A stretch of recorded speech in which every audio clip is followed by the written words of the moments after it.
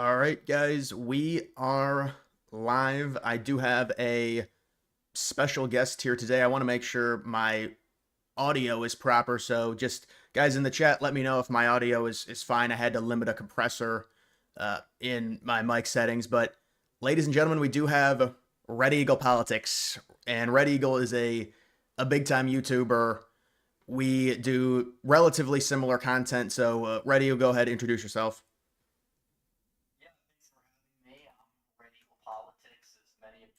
Know I do a lot of content, do a lot of election-based content, just general analysis, talk about current events. I'd say we do very similar content.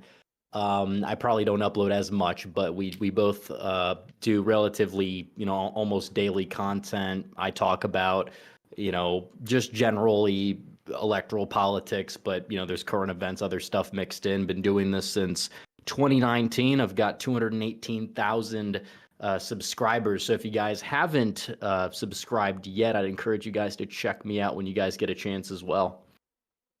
Yeah, guys, how was the microphone?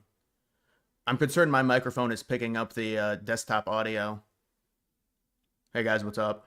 Yeah, but we're just going to be talking about probably 2026, 2028, other stuff related to YouTube, things like that. I just want to make sure the audio is good right now. I think it's all right. I think they would tell me if it wasn't good. But someone said bit quiet in the chat. I don't know, but some people are saying it's good. So yeah, they troll me sometimes. All right. If it is good, it's weird because my microphone track is picking up your audio, so I'm concerned. But they're saying it's good. Is Red Eagles good? Okay. If everything is good, we're gonna go ahead and just start with this. And so, guys, this is Red Eagle's channel, so very similar in terms of our content. You certainly do more of like election-based videos. I kind of switched it more to the mainstream content in terms of it, just because it's the off season. But I would say you're certainly the expert in terms of Republican election-based content, 2026 Senate, House. I just want to pick your brain a little bit on what we're going to be dealing with. And also, we're going to be talking about, let me just get your opinion on, what did you think of 2024? Because, we did that one collab where I called you or whatever. But what did you think of the election and everything with your YouTube channel in 2024? Well, we had some problems on election night early on with the internet, which I don't think was really my fault. I think it was a local thing, but it was kind of symbolic because like as the night went on, it got better, and then Trump inserted victory, and like by 9-10 p.m. he was in like the 90% like chance in the betting odds, no matter which betting odds you looked at. And it was just like poetic. It was something. It was a script that Hollywood couldn't even write if they tried. He went out there, and again, it wasn't like, if you looked at the metrics, that this was like a 2016, even when, even though I thought he was going to win then, and I called it, and obviously called 2024, it seemed as if it seemed a little bit inevitable, but so many people were coping so hard about so many different things, all the dirty tricks, the polling, the election mafia, the media. And they try to get this guy for the past, 9.5 years, ever since he entered politics. And then he just comes out, wins big, wins the popular vote, and they're just left dumbfounded. And then they'll find a way to now move the goalposts and try to undermine his agenda, as it stands today. And that's kind of what's going on in the political arena. But when we're looking at this, it's just like it was an absolutely epic, not just night, but the past few years. Just it's a story you couldn't even write if you tried. Well, absolutely. Let me get to some of these super chats. They're calling you fantastic, so that's a little nice there. Chester, a little something for the effort. Well, thank you. $10.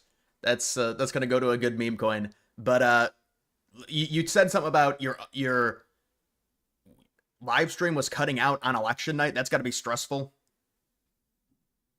Yeah. And definitely it was, but as the night went on, the internet got better, and then Donald Trump just he got closer and closer to victory, and he finally won. So it was a great night overall. Since then it's been a mix of current events and 2026 stuff, because people really like the 2026 stuff. I think it really, 2024 did install a lot more confidence in our election system to the point where people are actually, on the right going to be excited about this election. The question is, can turnout on our side be high enough for us to go out and win that? That's a whole nother thing, because we did kind of drop the ball a little bit in some of these elections we've had early on this year. Yeah, the Wisconsin Supreme Court race. Certainly, I mean, Yep. there was an expectation that the Dems were going to win, but the margin I think is a bit concerning. But when it comes to election night, I did like a 9 hour stream or whatever. I mean, we all do the long streams. I hit like a wall like 7 hours in. It's just like, just call it. But I'll say this about the election night stream: we really had zero adversity. I was waiting on Polymarket for the only adversity we really had when it came to Trump was the exit polls. And it was like, oh, democracy is the number one issue, so that's good for Harris. But it was crazy on election night. I don't know if you remember in 2016, but 2016 to me was just 10 times more crazy than 24, because we could predict that Trump would win in 24 based off the polling, based off how the polls had underestimated him in 2020, 2016. But in 2016, there was a time when Trump is like plus 900 to win. Like, I thought there was going to be way more adversity, or at least a little bit in 2024. But if you look at like the betting, Trump was at the lowest he was at all night, and it was like 7 o'clock, right when the polls closed. It was like 60%. It was crazy. Yeah. I mean, there was less early voting back then too, because the early vote definitely helped out a lot when it comes down to being able to predict an election. And we had like we knew what target Trump needed to hit in the turnout. And like election day, you could kind of see the numbers roll in and the confidence builds. And I mean, it depends on the exit poll for some of the exit polling. It was funny. I'm sure you've seen this, but I think the CNN Edison exit poll asked people if they thought democracy was secure or threatened, and the people that thought democracy was threatened actually voted for Trump. Actually, Trump won both of those. He narrowly won both, but he won the people that said democracy was threatened by more, which was kind of a step, given the fact that Democrats died on that issue while simultaneously trying to lock up and, literally take out their political opponent. And we saw what happened. The American people weren't buying it. So, thankfully we had the redemption, because if not, I don't think we'd really have a country at the end of those 4 years. So. Yeah, the election night experience was really interesting for me, because when you're in a stream, you're like absorbed by the stream. It's not like you're really checking Twitter or anything. Like, it's not like you're part of the real world. It's kind of weird. But I do remember seeing a video. I don't know if you know the Kyle Kalinske, the Secular Talk, the bitch boy with the blonde hair or whatever. He put out a video at like 6 o'clock. He's like, oh, the exit polls. This looks so great. He puts out a victory lap video right on his YouTube channel talking about the exit polls. We know the exit polls are meaningless, and it's just they're doing these victory laps left and right. We got super chats. Red Eagle, I watched you on election night. Absolutely phenomenal coverage. You were way ahead of the mainstream outlets. And then Al, I don't know what that thing is, but yeah, so it was just interesting to see. Just the exit polls are always total crap. And I told people even on election night, it was just, but they were like, oh, it's the democracy issue. So we're going to get into some of this analysis. And, there is kind of a few different betting sites right now. There's no Polymarket odds open for 2026. But you can see right now, this doesn't seem very accurate. This House control 80-20, which is basically what it is. What is your take? Because there's a lot more races when it comes to the districts and the House and everything like that. But I guess before we get to that, what is your take right now on the Trump administration? What is your assessment? I'm not going to ask you for a grade, because I tell people it's incomplete right now. So, but if you want to give a grade, you can. But what do you think about Trump and all these tariffs, and they're trying to swing it with all the immigrants being deported, and they're trying to say, oh, Trump's doing this illegally, the courts are holding him up. What is your take on it? Well, I think it's clear that these tariffs are definitely something that's, they're very contentious. Trump did campaign on tariffs. He's kind of gone back and forth. I don't know if it's intentional. I don't know if he's button mashing, seeing what's working, trying to be some sort of negotiator as he is. But it is true that the past 6 months in politics have essentially been a year.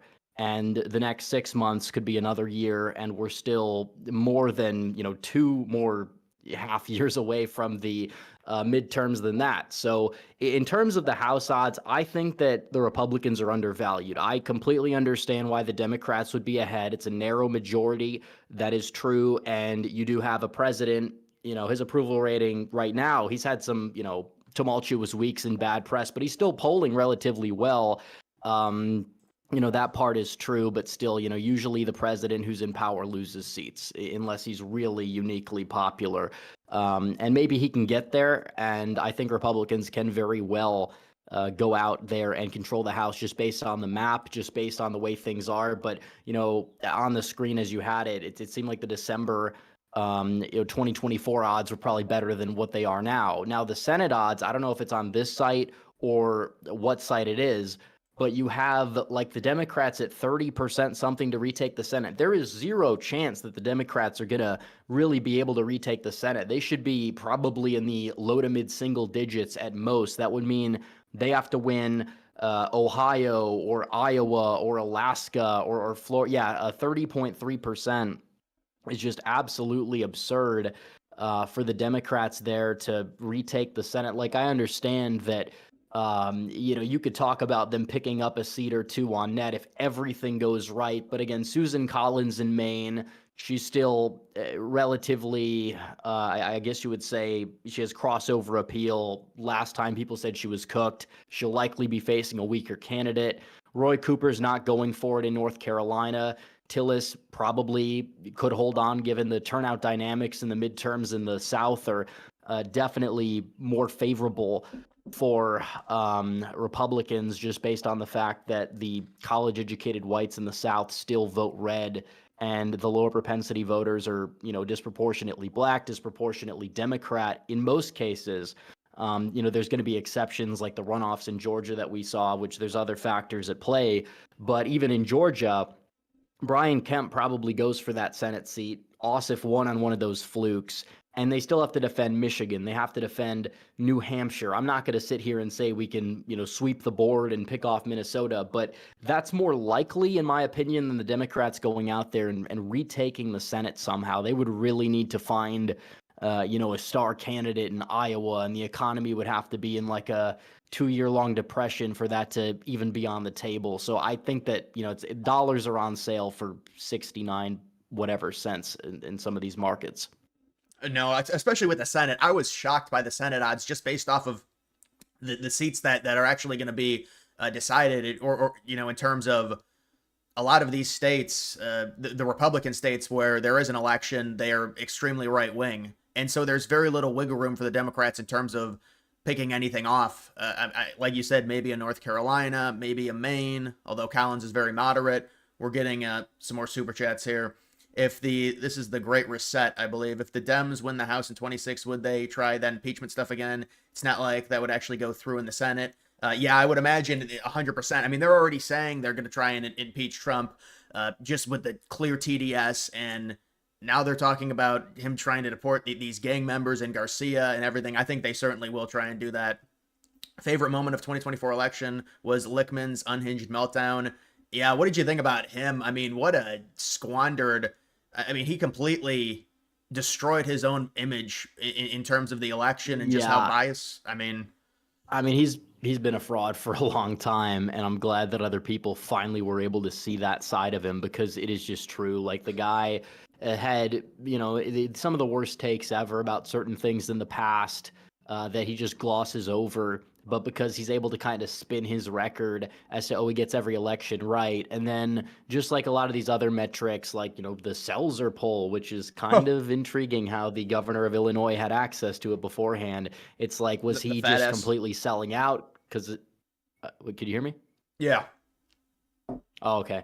Because it's like the end of his career. So he's just like selling out to raise their morale. And obviously it didn't work, but it's like, this guy, he never had sound reasoning for it, and then he just melts down. I've never seen anyone with an ego as big as this guy. He was saying that if you came at him, you're committing blasphemy. He yelled at Schenck in that hilarious moment, which was probably one of the better things to come out of this election cycle, because it was just so absurd. Yeah, and Piers Morgan, I do remember that. But dude, I mean, people were just obsessed with this dude. He got so bad. I was doing these live streams before the election.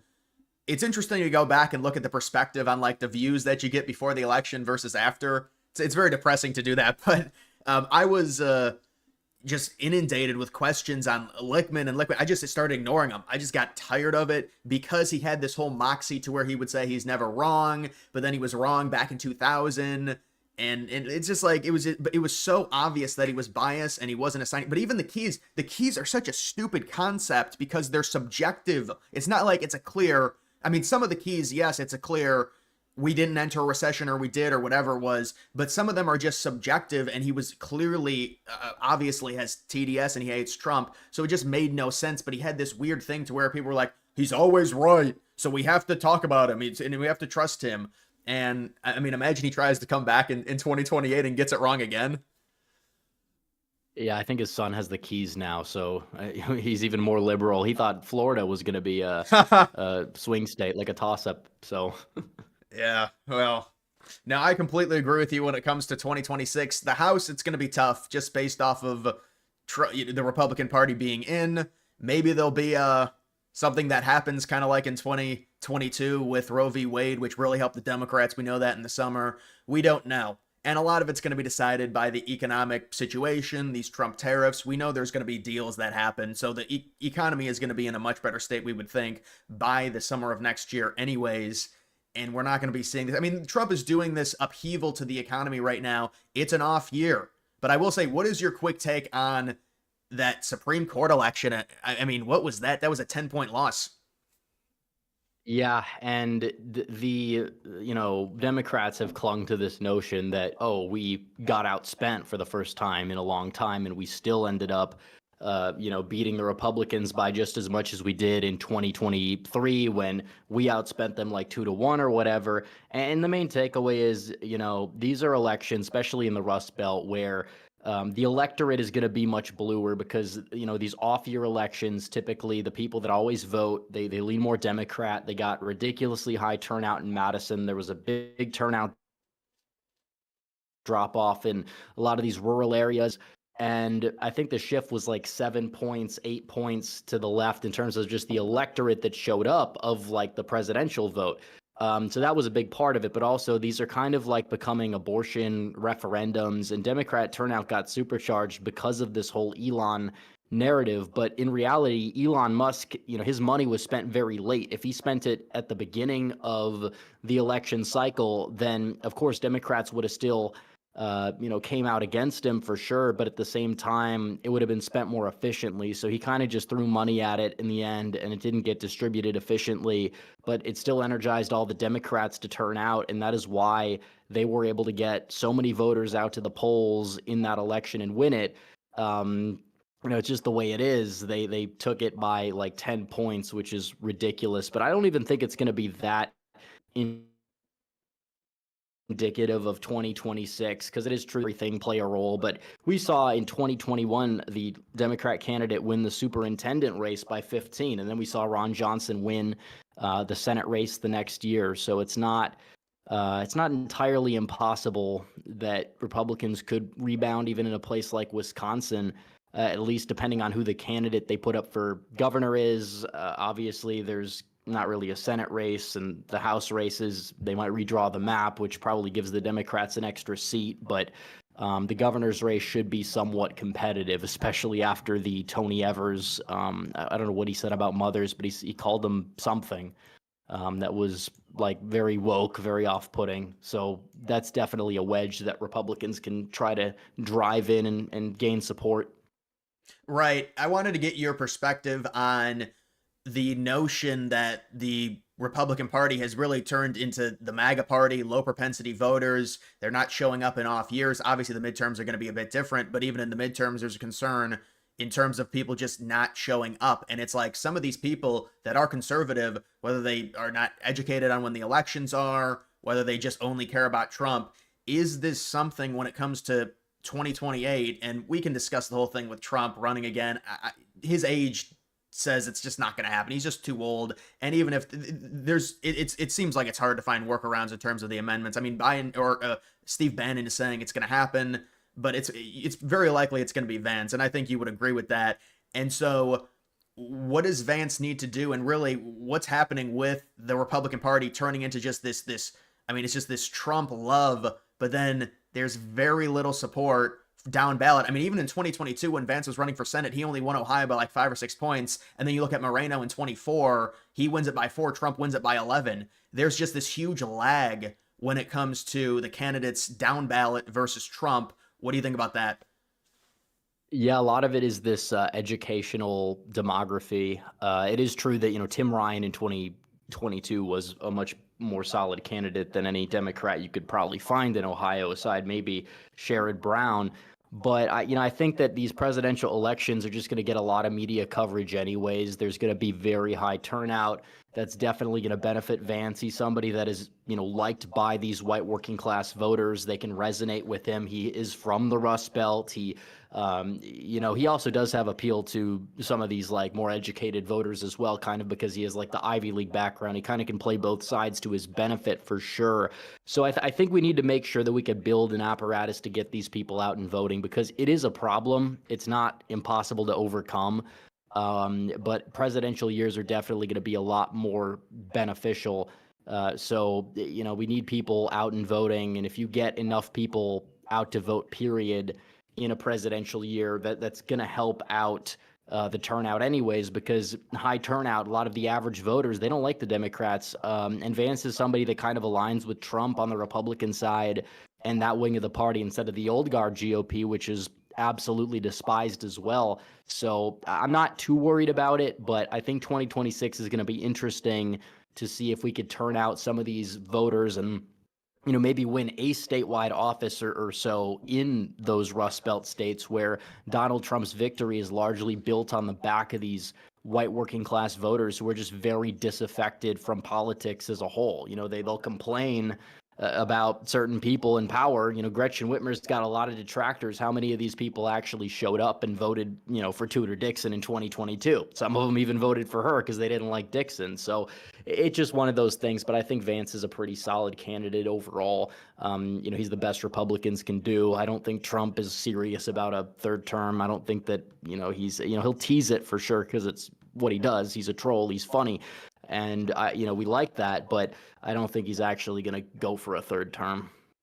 Right, right. And so are you following at all the Canadian election? Do you have someone? Do you want Polviev to win? What are your take on the Canadian election? Because I know that right now it is pretty remarkable in terms of how this is swung. If you look at the odds, I mean, it's not 80-20. Somebody was telling me it was 80-20. It's like 77-23, but it is pretty significant in terms of Carney, who's the liberal there, as a heavy favorite. And that election it's I guess less than a week. So next Monday is when that election is. So what do you think about the Canadian election?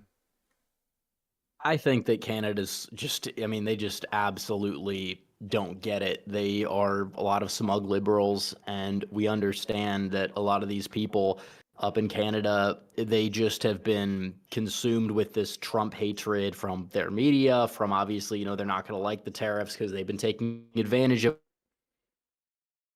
us, and Trump is going to be tough on them, and that's a big part of the reason why they don't like them. It's not like this notion of, oh, America's just going to commit economic suicide, because Canada relies on us way more than we rely on them. So that's a big part of it, is the Trump stuff, and a lot of people on the right, these like critics of Trump, have brought that up. But if Canada wants to shoot their country in the foot to own Trump, I mean, that's not my problem, that's their problem. But a big underrated part of it has been the fact that they did to Trudeau what the Democrats did to Biden. They basically cornered him, pushed him out of power because he was unpopular. You had the Liberals polling, I believe, below the NDP in some places, and the support for the NDP has nosedived to nothing. The support for the Greens has nosedived to nothing. So I think that's a big thing that's kind of driving it. I don't think it's going to be, a total blowout, because it is true that people don't like Trudeau, and there will be a lot of people that will vote for Polyev. And Polyev hasn't really done the best job either, because he's allowed them to just dominate the narrative, and he'll like call out Trump and critique Trump. But it's like, if you're doing that with more vitriol than you're attacking your opponent, you're just not going to win on the surface level. And then on top of it, a lot of Canadians are just dumb and want to commit, suicide of their own country because Blumph bad. Yeah, and it does, but it seems like Polviev is in just a horrible position because the with how liberal Canada is, if they go conservative, we know Polyev, he's a moderate conservative by American standards, if that. So it's like there's this extreme hatred where they pretty much all hate Trump. So you kind of have to go against Trump if you're Polyev, but they've done this thing to where there's like the funny talk of Trump either annexing Canada or Canada joining the United States, and it seemingly is galvanizing Canadians against Trump and in turn against Polyev because he's conservative. And then you're right, the NDP, there's like this, it seems like a lot of those voters are now voting for the liberal Carney to make sure the conservatives don't get the majority power. But even this, I mean, it looks like liberals might get the minority power. It's projecting 169 total seats. You need 172. So it'll be interesting. But what is your take on, I guess, Trump's ambitions in terms of, well, to me, Greenland and Canada are two different things, but just Trump potentially expanding territory, maybe the Panama Canal. Do you think it's a good idea? Do you think Trump should stay away from doing these expansions because it's not popular? What do you think? Well, I think that the Panama Canal and Greenland are definitely on a different level than Canada. I mean, as you know, but it is true that those give us a clear benefit. They're feasible. They're realistic. We controlled the Panama Canal for quite some time before Carter stupidly decided to give it away. And then on top of it, you have the, Greenland, they want to get away from Denmark, but they don't want to join the U.S. But, we could possibly make a deal, just like how Texas didn't want to join the U.S. I think that these things might happen in the future, maybe not under Trump. I think Greenland, maybe by the end of the decade, maybe they get independence under Trump, and we'll see what happens past that point. But Canada's on a different level. Trump wants to make him a state. I don't think that would be a good idea. Just based on the fact that they'd be very liberal. I mean, even Alberta, there's a debate if that would even vote for a Republican in like Alberta or Saskatchewan, which are almost certainly going to go for Polyev. But, I think an economic union could possibly happen, a very good trade deal. It's good to get, to have more freedom. You could have more freedom of movement between the two countries. Definitely not in a globalist way where they're going to take advantage of us, or we're going to have to, take in all these, immigrants, third world immigrants that Canada's taken in because they've taken way too much in. I mean, their country is in a way becoming new India in certain places. So you got to be careful about how you go about it. But like as a territory, I wouldn't be opposed because we'd be able to join forces economically. We'd be the largest GDP in the world, have access to all the oil. It would be great as a territory, assuming you wouldn't have have to bear the brunt of the mass migration aspect. But I don't think it's feasible. I think it's more of like a meme, and maybe there's more something to like the economic union side of things. Yeah, there's a donation here. What are your thoughts on the black pill? They want to know. Like the black pill is in people who are black pilled, or like the black pill as in like the, red pill sphere term of the black pill. I think it's in terms of the sphere. Okay.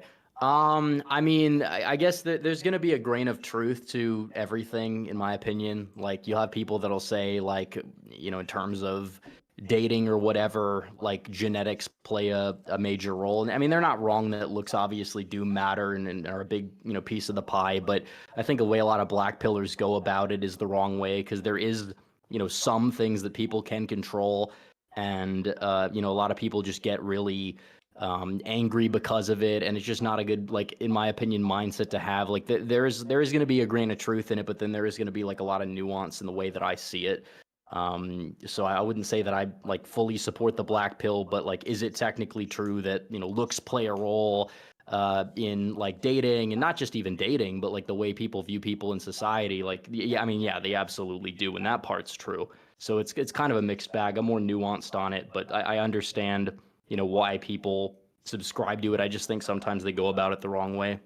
Yeah, I mean, if you're 4'9", that's an issue. And you're a dude, that's probably a problem.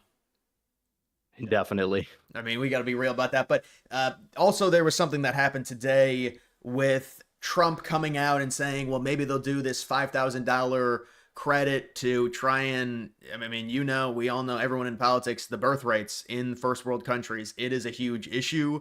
And I know you put out a pretty detailed tweet talking about the birth rates and the problems in terms of all that. I did a video on it.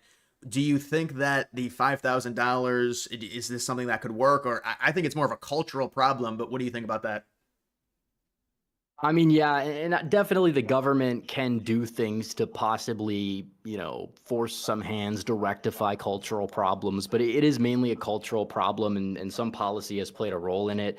But, this $5,000 to every family thing, like, I know it's just an idea. Trump and a lot of people around him like floating ideas, and doesn't mean they're going to become, elements of the law. But I think that there would be something to incentivizing like middle class families to have more children if they're able to afford them, and it could play a role. Certain things in Hungary have been done that have like raised the birth rate, but it's still not above replacement level. But here, there, we'd be back to replacement level.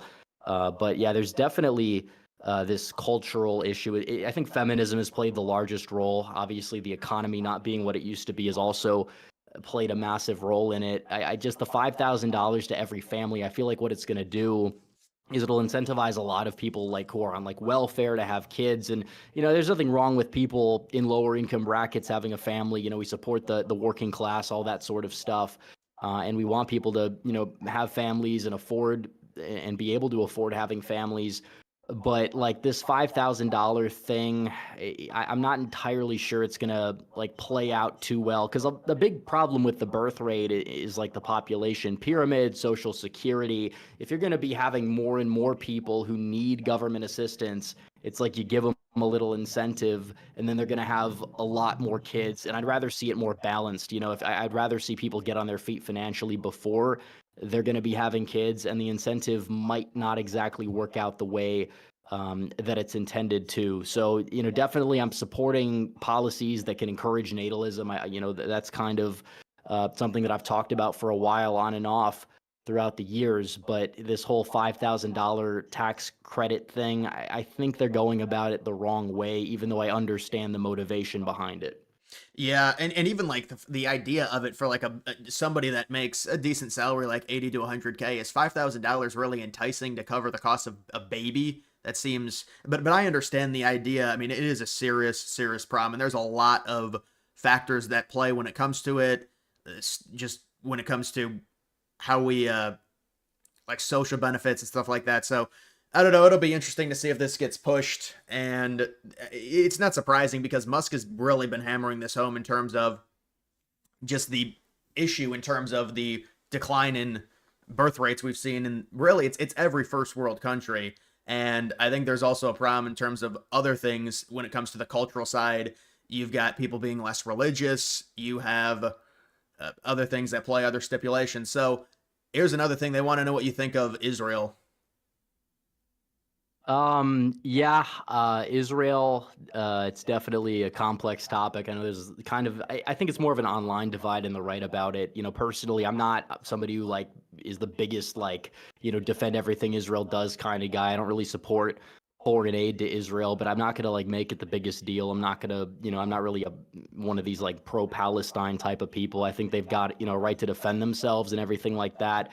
I'd rather just not have them do it on our dime and that sort of thing. So that's kind of, I mean, that's kind of the take that I've had on it. I think there's people on both sides of the argument that are just have stupid takes that I see. It's kind of made Twitter unusable at times, I have to admit. There's just so much of this just anti-Israel stuff that's really come up. And I think the problem is Trump does this hardline thing when it comes to these foreign countries and foreign aid where he'll just cut it off. I mean, he cut off Ukraine's aid, but then he doesn't do it to Israel. So people think, oh, he's in bed with Israel and all this. I think the big issue that we might deal with here, and we'll see what happens because there's been leaks over the past week on the meetings that have been taking place with Iran. We really need to avoid a conflict with Iran in terms of supporting Israel. That's what I think, because it's just going to get worse. And you're talking about Trump, who campaigns on no wars. This is a Middle Eastern war, and people are immediately going to overreact no matter the United States involvement in it. So I'm hoping that hopefully we'll be able to avoid that. But you're right, it's turned into this thing to where, I mean, it's almost like some of these people on the right are grifting off of just hating Israel. It's just everything is just anti-Israel. They hate Israel. And obviously the Israel stuff goes way back, and you go back to 9/11. Before that, when they became a state in 48, the United States supporting it, 1948. it goes back very far. We understand that, but at the same time, to me, I think if Trump can keep us from aiding Israel in a war with Iran, then I don't understand how we could be controlled by Israel. What do you think about that? No, I agree. I don't think he's controlled by Israel. I mean, even on trade, he's standing up to Israel, and I mean, it's Netanyahu. He remembers him congratulating Biden back in like November of 2020, like before even the mainstream media was calling it for Biden. Netanyahu congratulated Biden, even though Donald Trump did all this stuff for Israel, which again people complained about that at the time, and it's like, you really expect me to care so much about moving an embassy to appease a voting bloc? It's not really the biggest deal in my book. But like, I agree in terms of the war with Iran, we need to oppose it at all costs for sure. I don't really care that much that we struck the Houthis, because they were like attacking our ships and in that sphere. I don't think we should be there to begin with, and that's kind of like Biden's war for getting us involved in Yemen, and I think that was a big mistake, even though you could make the case Israel benefits from it. But yeah, war with Iran is something we need to avoid, and I'm glad that we have a president that has at least an eye for peace. And I understand the concerns about, will he listen to Netanyahu or whatever when it comes down to this, but we need to oppose with at all costs a war with Iran. And you do have both sides of it too. You'll have sides that'll, you'll have people that'll get mad at Tucker Carlson and say he's paid by Qatar for, shilling, not shilling, but like opposing the war with Iran and making that a focal point of what he talks about. And it's like, no, war with Iran is bad. It's not going to end well. We've seen so many regime change wars. It hasn't worked out for our benefit.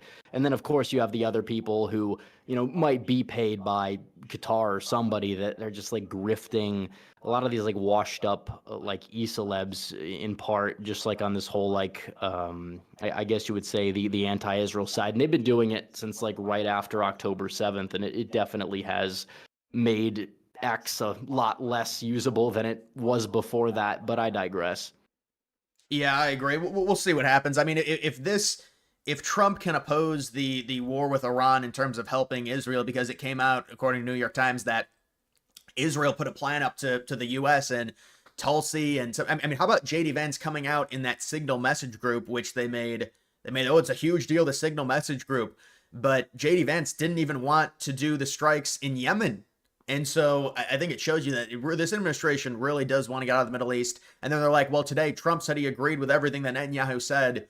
Well, yeah, that's fodder. That's just for the public eye. I mean, it's completely meaningless. But yeah, I mean, we'll see what happens. But that's just like mainstream conservative stuff that always comes up in terms of the Israel stuff. And listen, I think some of it has some merit, but I'm not going to stop my support for Trump over this when Trump, I mean, he's said there's a 70% tariff on Israel. He embarrassed Netanyahu. Netanyahu visited the United States. He said, no, we're keeping it, and you should be happy we're giving you $4 billion in military aid every year. So, I mean, if we avoid this with Iran, I mean, this is big stuff what Trump is doing. So that's just the Israel talk that people wanted.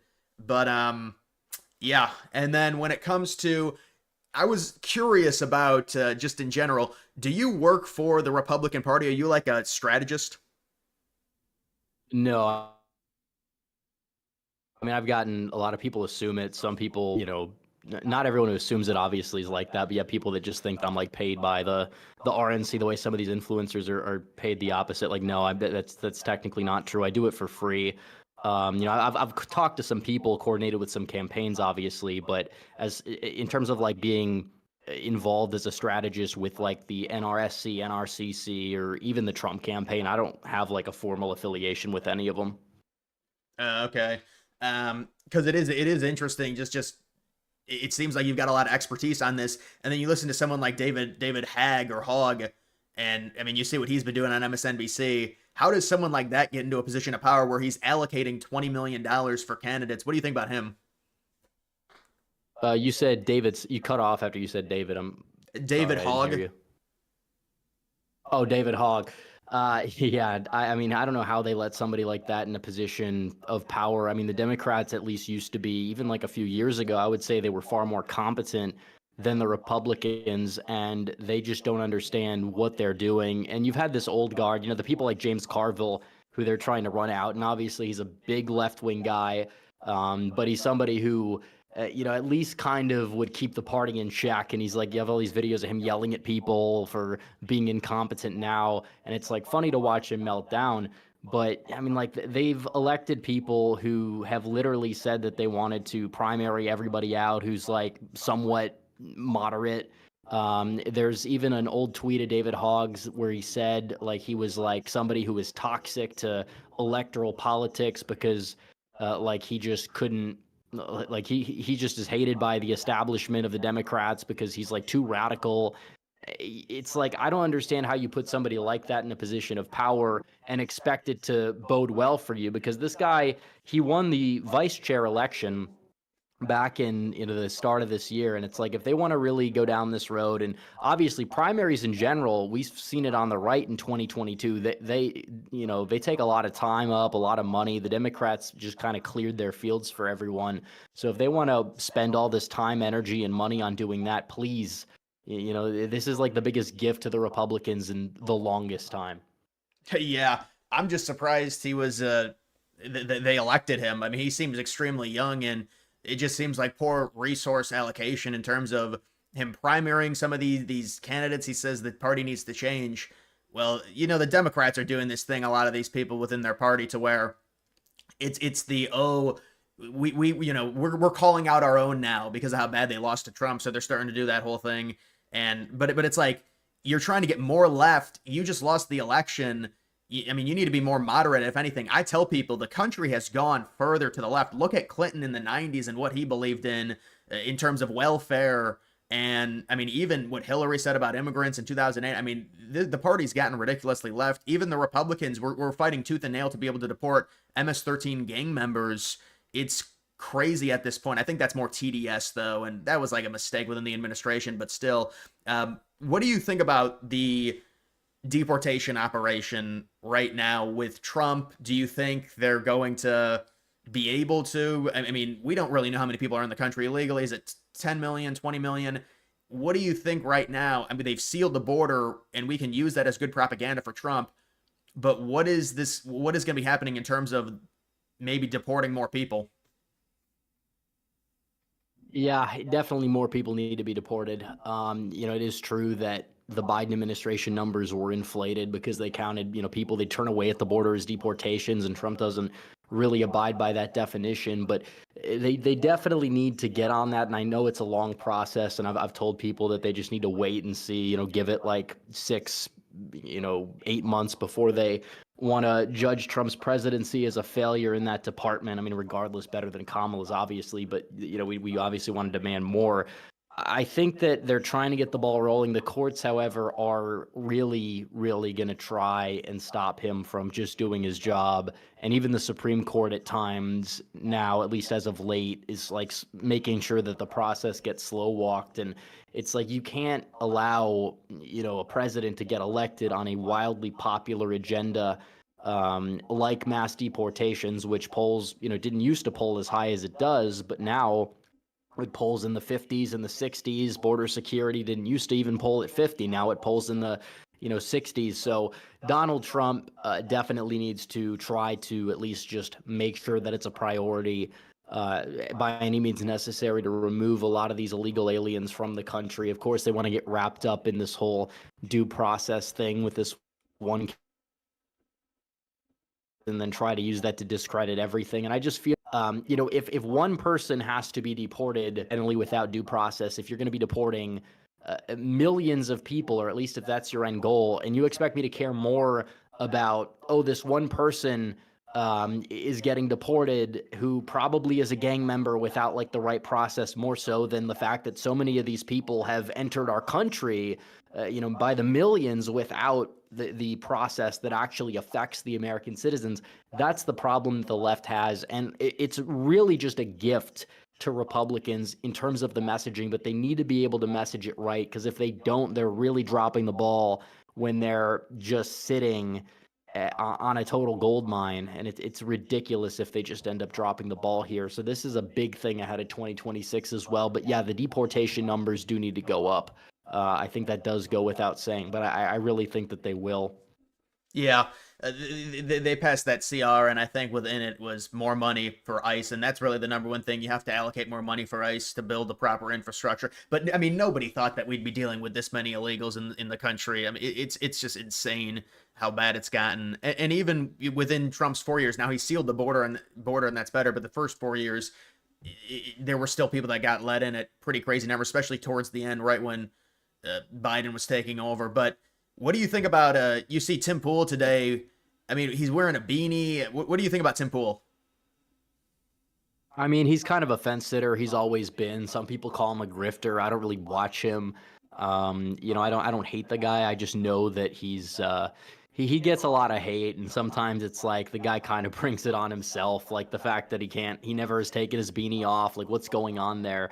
Like obviously he's probably bald, but that's besides the point. Like a lot of he gives people a lot of reasons to kind of just hate him to the point where he's kind of become a lol cow. But like in terms of this whole you know thing that he's been doing at the White House. I'm not fully like read up on it, but I don't know if I have much of an opinion. Yeah, I mean, but he's meeting with Netanyahu wearing the beanie. It's just he's got like a suit on wearing the beanie. I mean, it's a little bit much. I don't know. It's just very odd. But yeah, people wanted to know your opinion on that. But Yeah, I mean, like in terms of the Netanyahu stuff, I don't know what's going on there. Like he's meeting with Netanyahu. He knows he already has like all these allegations, like oh he's a shill for Israel or whatever. And then he goes and he's like meeting with Netanyahu. Like why is Netanyahu even meeting with a streamer who already probably is going to be supporting you in the first place? It's a little strange.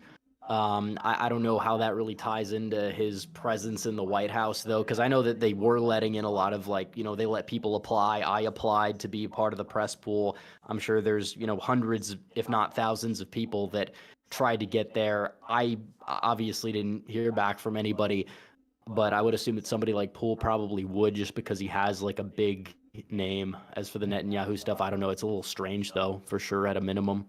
yeah, that I think the kid's name is Nick Shirley. Did you see he got in? I did not. Yeah, well, I just saw one of his YouTube videos. He's got like exclusive video of the confrontation with Caitlin Collins and Trump with that illegal. I saw it. It was just interesting. So yeah, the Trump White House, they're taking streamers, they're taking YouTubers and independent media, and let's be honest, independent media that is conservative. I mean, I don't think they're gonna be letting Destiny in anytime soon, but they are letting some people in. So that's interesting. You applied for that, but so what do you see in terms of your channel? Are you just going to continue doing the same stuff, just politics, just some live streams here and there, things like that? You said you stream Sundays and Wednesdays. Yeah, that's pretty much what I've been doing lately. Sundays, I didn't stream last Sunday because it was Easter, but yeah, I will be live tomorrow night on the channel at some point. But I usually have like the late time slot. I usually, people will complain, oh, he goes live at like 11 Eastern and it's too late, which I fully understand. But then again, we get a lot of views because there's not a lot of people that are streaming that late, so it's kind of like a market share thing. No, absolutely. Yeah, normally I stream earlier, but I think so. Are you Central? So it would be 10 o'clock for you. Yeah, somewhere around there. Okay, yeah. So, um, but yeah, and in terms of just a prediction, I know it's a bit early for this, but what do you think about the Democratic primary for 2028? Is there anyone? Do you think it's going to be an outsider? Do you think the establishment will win out? Do you think?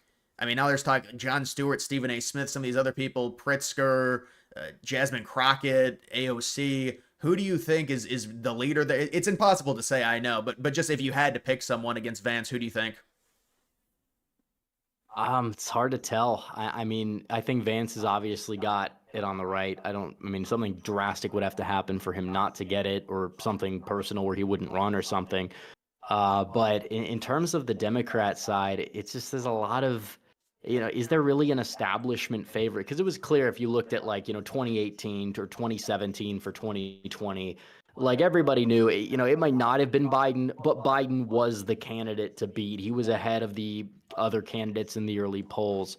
And now, who exactly do they have? Because if people remember back in 2020, the primary, slate was a total joke. They were all trying to out radical each other to own Trump. And now I think they might try to do that again, honestly, which, I welcome it. But it's like Pete Buttigieg is like the establishment choice. Like, are they actually going to run him knowing that he's like, he's just really off putting to a lot of voters? And it's not just his sexuality. That might play a role, especially in terms of like support among black men, for example, which are 10 to 15% of the Democrat electorate, and he's bleeding support with them. And Republicans are gaining, especially among younger voters in that demographic group. But I look at the Democrats, and it's like I don't see a single person who I'm like afraid of. I probably would be most afraid of somebody like Mark Cuban. I know he's a clown, but if they want like to take somebody that's an outsider businessman, try to find their own Trump, like could that be it? Could he whitewash some of the stuff he said and start from scratch? If they're like smart, they would do that. I don't know if that's really the way they're gonna, the road they're gonna go down, especially because it's a rich white guy, whatever. They're not really a big fan of that. But Kamala Harris leading the pack, that doesn't speak much to Kamala's likability, electability. She might go for it. She doesn't go for governor. She might go for president. That's true. But it's like you look at the other candidates in the mix. Pete Buttigieg in second place. I mean, it's a dream to run against him. AOC, it like gets even better. And even like the more like moderate picks like Cory Booker, like even Gavin Newsom. I mean, these are people that are very off-putting. Newsom tries the sociopath shtick. I don't think anybody buys it. The Democrats hate Whitmer now. Josh Shapiro, they wouldn't even let him be VP last time. I don't know what makes people think they'd let him be the nominee. And then, Tim Walz, it's like, again, like it's a race to the bottom. The more you go down, you're not finding anybody that actually would be a worthy contender. Now, I'm not saying they can't win in 2028, but they need to, because the map in the 2030s is just awful. And if they can't win here, I don't know when are they going to be able to win unless they have to completely hit the reset button on their party. And that's easier said than done for sure. Yeah, I mean, I think it's impossible to pick someone right now when it comes to the Democrats in 2028. Sean, the whale, thank you for that donation. The whale enters, yes. But that's a good segue to 2030. But like Pete Buttigieg, I call him Booty Juice. He's got this weird snobbiness to him, and now he's like running in Michigan, and he's moving. I don't know. I don't think Buttigieg has much of a chance. I'm sure he'll be at the debates. But like any of these people, so you said someone like Cuban. I mean, you really have to throw like a dart. I've been saying Stewart because you have to just throw a dart when it comes to if somebody asks you that question. It's really impossible to answer because there's no way you can pick Newsom at this point. He's just a coastal elite. AOC. Oh yeah, what do you think about them doing this like weird like father-daughter AOC Bernie Sanders? They go to the rallies together. Now they're trying to like turn Bernie Sanders supporters into AOC supporters, and they're doing these rallies in an off year where they're getting like supposedly 10,000 people, 15,000 people. What do you think about that? Well, I think it's obvious that he's passing the torch. I mean, the guy is not going to run in 2028. He's older. He's more mentally intact than Biden. So, I mean, it's not saying much, but credit due. But it's like he obviously knows he can't run again. So he's kind of passing the torch, going around the country with AOC, trying to, find a successor. She probably is like the closest thing to him in the House or the Senate, and like has a following to the point where a lot of like I'd say like the more woke Bernie bros will easily get behind her. But then again, it's like in 2016, that Bernie was different than like Bernie now at least in terms of his approach, to the point where he could win people who just didn't like Hillary, and a good chunk of them went to Donald Trump even, and helped Trump win the Rust Belt, helped him win the presidency in part. When you look at somebody like AOC, she's got all these quotes, very controversial, very radical, hates white people, hates men. She literally said her low approval rating didn't matter because, white men were the group that opposed her. That's not going to play out too well. And on top of all the Bernie policies, she'll turn off donors. They're not very popular. I don't think she'll even do that well among young voters, maybe among young women, not among young men, which Democrats have bled a lot of support from. And Vance does have appeal in that department. Again, I really hope they decide to let her win. I don't know if they'd let somebody in that wing of the party win after what we saw. And there's still like a good share of the Democrat base that are boomers that probably would not vote for her in a primary. Maybe in a general, they'd vote for her. But, she's just a horrible candidate altogether. You could have a 4-year long recession. She'd still lose. That's how abysmal she is in my book. Yeah, no, I mean, she's too liberal. She's too left. They're trying to, I guess they're not even trying to make her more palatable in terms of her with Bernie. But there's a donation. Do you see Stephanie McMahon following her mother's footsteps, or will she stick with her father's legacy? Is that about the WWE? I I have don't. no idea about that. I don't know how to answer that one, but Well, Vince McMahon. No, I think no, she won't do that, dude. I just make it up. I don't know, but dude, we got the 2030 reappointment map, and this is big stuff. This is what Republicans have been talking about. There was this viral video that came out a few weeks ago. People are leaving liberal states, and there's not going to be the immigration to replace them. First thing first, I want to ask you, when it comes to in terms of the census and the way that they allocate the electoral votes based on population, do they count illegals in that? Is it just total population? What is that?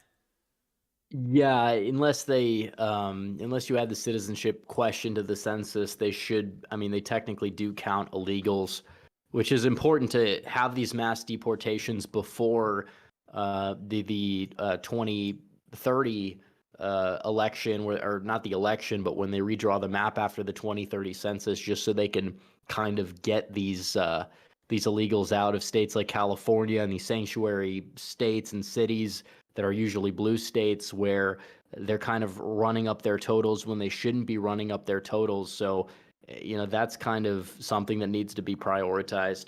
Yeah, and then just a general question on 2030. They're still a ways away. We don't know for sure, but it does look like Florida and Texas gaining significant electoral votes, more electoral power, national power. California losing power, New York losing power, Illinois possibly losing power. The map, and look, we got to get through 2028, so we'll see. The map is looking, and I also think it's interesting because Florida is like the missing ingredient. The fact that Republicans don't have to sweat Florida, or it's not this toss up, it makes the map amazing. But what do you think about like the situation they have with possibly 2030 in terms of once they do the census and all of these people moving to Republican states? I mean, it's the equivalent of flipping like a state that is safe blue that has like 5, 6 electoral votes. It's like saying, yeah, we'd automatically take, I don't know, I'm trying to think of one like Connecticut or something away from the Democrats. Like that's how much of a pull that it's going to have in the Republicans' favor, to the point where, yeah, you're shoring up Texas. You don't have to worry about Florida. And Nevada are going to be closer than those states, but I still think that, yeah, it's very, very likely that those two states stay in the Republican column. You're already talking about out of the gate, in the two, assuming you'd be able to go out there and win like North Carolina, which the registrations are helping you. The Democrats need to completely just sweep the board. They need to win Georgia, Pennsylvania, Michigan, Wisconsin, you name it. It's possible, but then they're going to have to defend states like New Mexico if the Hispanic vote goes the way it's going, defend New Jersey. It's just is not really the situation that the Democrats should really want to be in at this stage in the game. It would take a very good year for them to win. Even like the Electoral College popular vote thing, which has kind of gone back to baseline. Even then, it's going to kind of shift back based on the way certain states are going. So they're definitely in a lot of trouble for the 2030s. And it also impacts the House because that's like 11 House seats that flip from Democrat to Republican. And already the Democrats, floor or their ceiling is not that high. Even in like a midterm year, that would be like a massive wave. They're not even hitting 230. So you minus like 11 from that, then like the best they can do is what, like a 1-seat majority. That's not exactly where they want to be moving forward into the 2030s. No, absolutely. And it's so far away. There's still an entire election cycle that's going to be happening before then. But I mean, I know Republicans are very giddy about the potential in terms of this population shift, and it just goes to show you a lot of these liberal states are just shitholes. The cost, the rent is outrageous. They allow the crime. I mean, Chicago is a perfect example in terms of it's like the Bermuda Triangle of electing these terrible liberal mayors with them, with first Lori Lightfoot and now Brandon Johnson, who's got like a 10% approval rating. But we got a donation here just stopping by really quick. Johnny, I appreciate the 20. Wanted to say the 2028 nominee for the Democratic Party. You think it's someone waiting in the wings? We have no idea who it is yet. I suspect they're prepping and grooming him right now. Yeah, I mean, that's really the take you have to have. Nobody really knows. I mean, I'm sure there's Democrat elite strategists talking about it, but it's really impossible to say. Here's some questions for you, Red Eagle. What are your thoughts on I Show Speed China grift? You heard about that? I've heard nothing about that actually. Oh, that's a streamer who's, with the Chinese, the way they do with propaganda, they bring a streamer in who's got like all these young American kids. They're all gullible. And it's like, look at all this great technology. Don't show them any of the slums or any of the terrible parts of China. And so that's really what they do in terms of that propaganda. But here's another question for you. If there's one thing that Trump right now, if you want to be completely critical, what is one thing where you're like, I'm not about that? That's probably not a good idea in terms of Trump. Um, it's really hard to tell. I mean, some of the tariffs, like I'm a protectionist, I support tariffs. Some of the rollout has been shaky. It's definitely impacted the markets. It's definitely impacted his approval rating a little bit. I think it's got time to rebound. Trump is somebody that, he'll button mash and he'll listen to people, and if things don't go his way, or the way that he like wants them to go down, then and definitely it's like he'll change on the fly, and I like that about him. As for this whole like one policy, I mean, I can't think of anything off the top of my head that I have like a major disagreement with Trump about. I'm sure there's something that somebody could point to, but I mean, it's like I don't always agree with every single thing he's ever said or done. But in terms of the policy that he's enacted, there's not that many. I would say that I'm definitely to the right of him when it comes to legal immigration. I know he actually, like in action, he significantly cut it in his first term. I'd like to see him cut it again. But I mean, I think directionally he's directionally correct on that issue, and has a record to show for it. But we'll see at the end of these 4 years where things are headed. Yeah, I've noticed a lot of people online seem to be to the right of Trump in general within the Republican Party.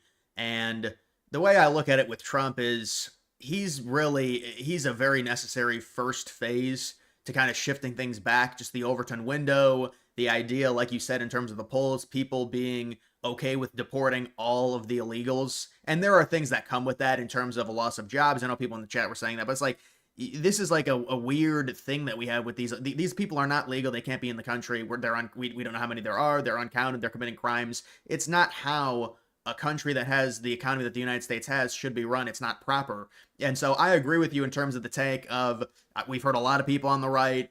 They say, well, there should be no legal immigration until we get all of the illegals out. And that would have I mean, just to be fair about it, that would have a very negative effect on the economy. But I mean, I understand the idea of it.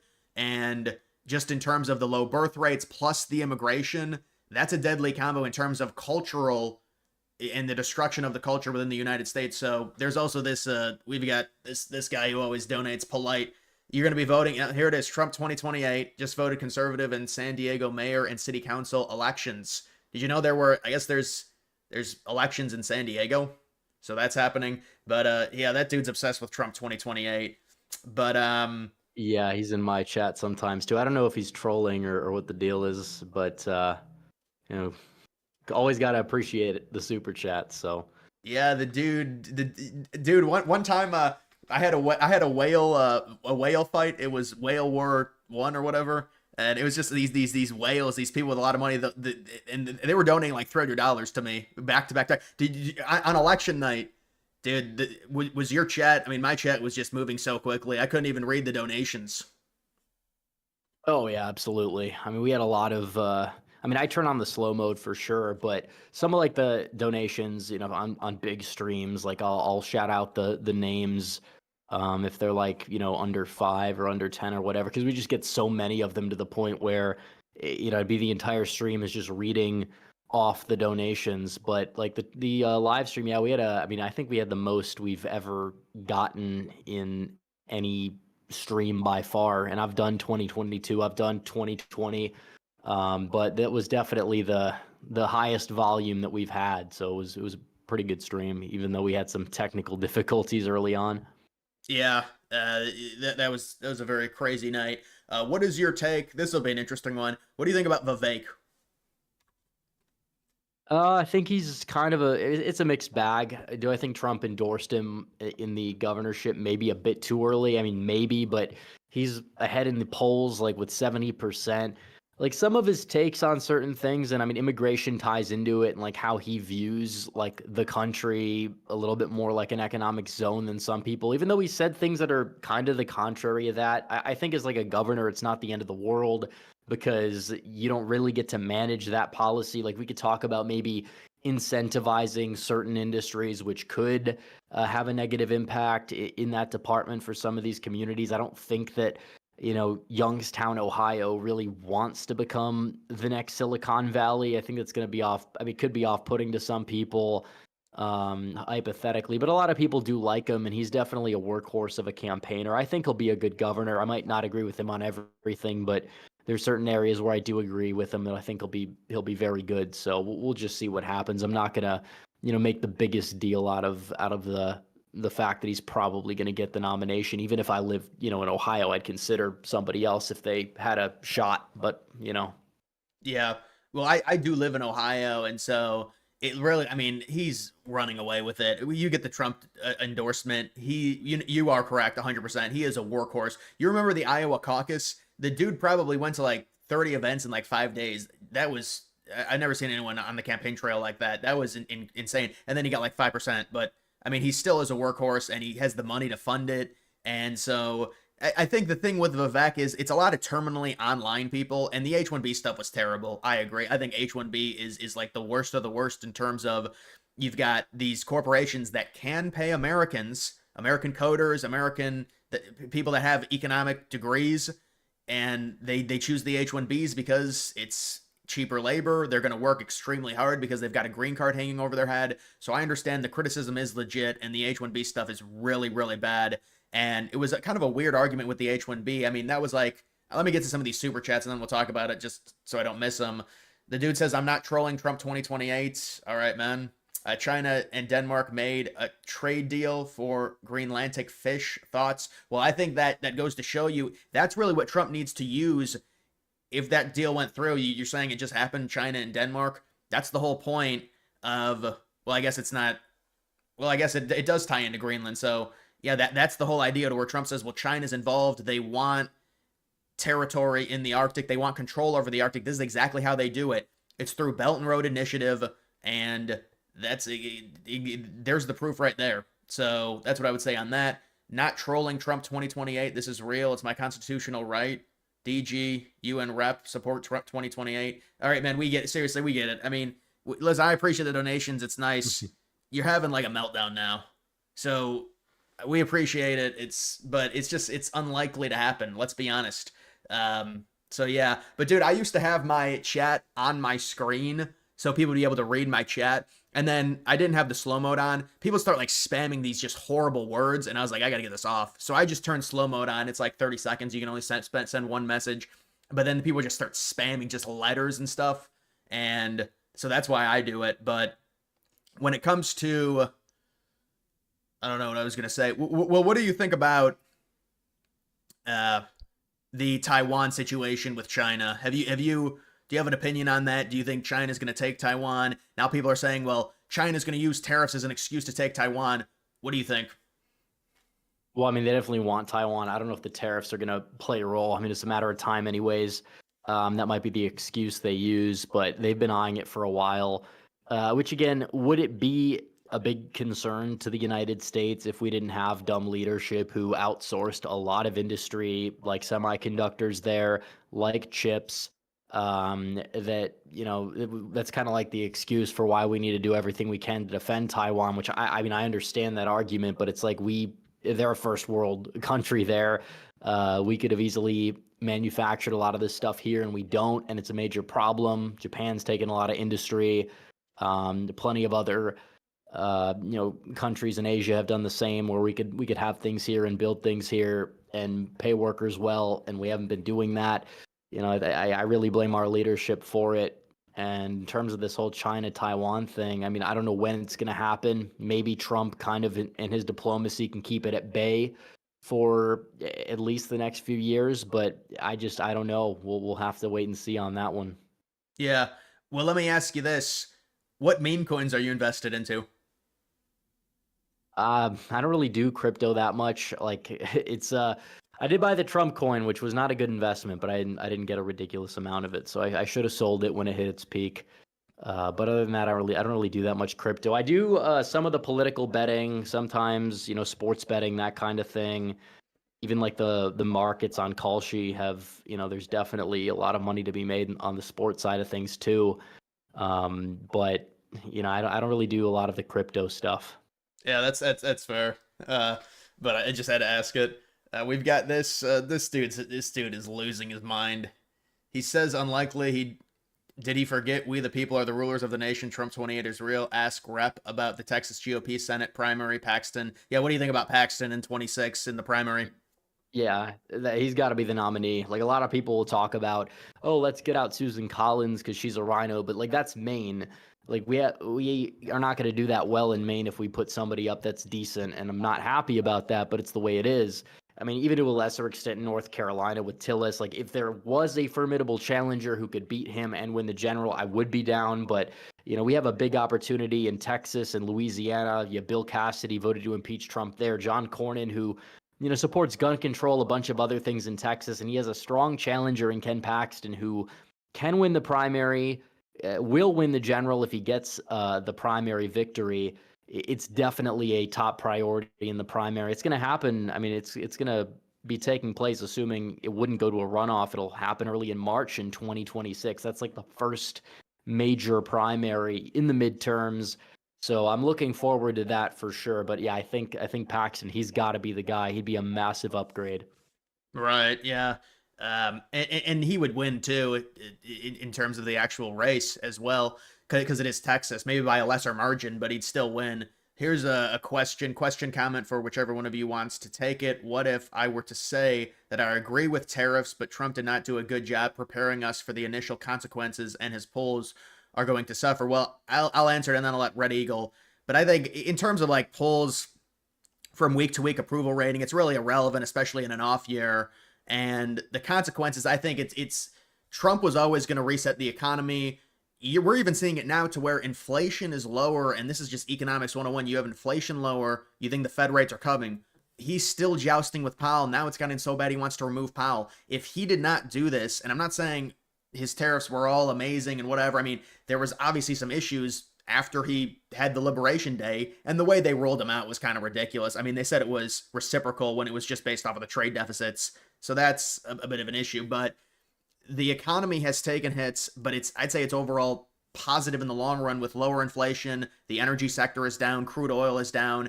It's the bedrock of the administration. And so I would say you could argue there was some wishy-washiness. I think the 10-year yield, which is a very important metric, people say it's the gold standard.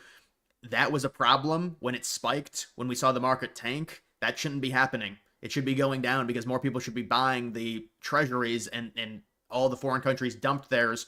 And so I think there was some panic within Trump, and that caused them to reassess it. And the reassessment was, well, we're going to put a 90-day pause on it to where it's 10% for every country, and hopefully there's a trade deal that gets worked out with all these countries.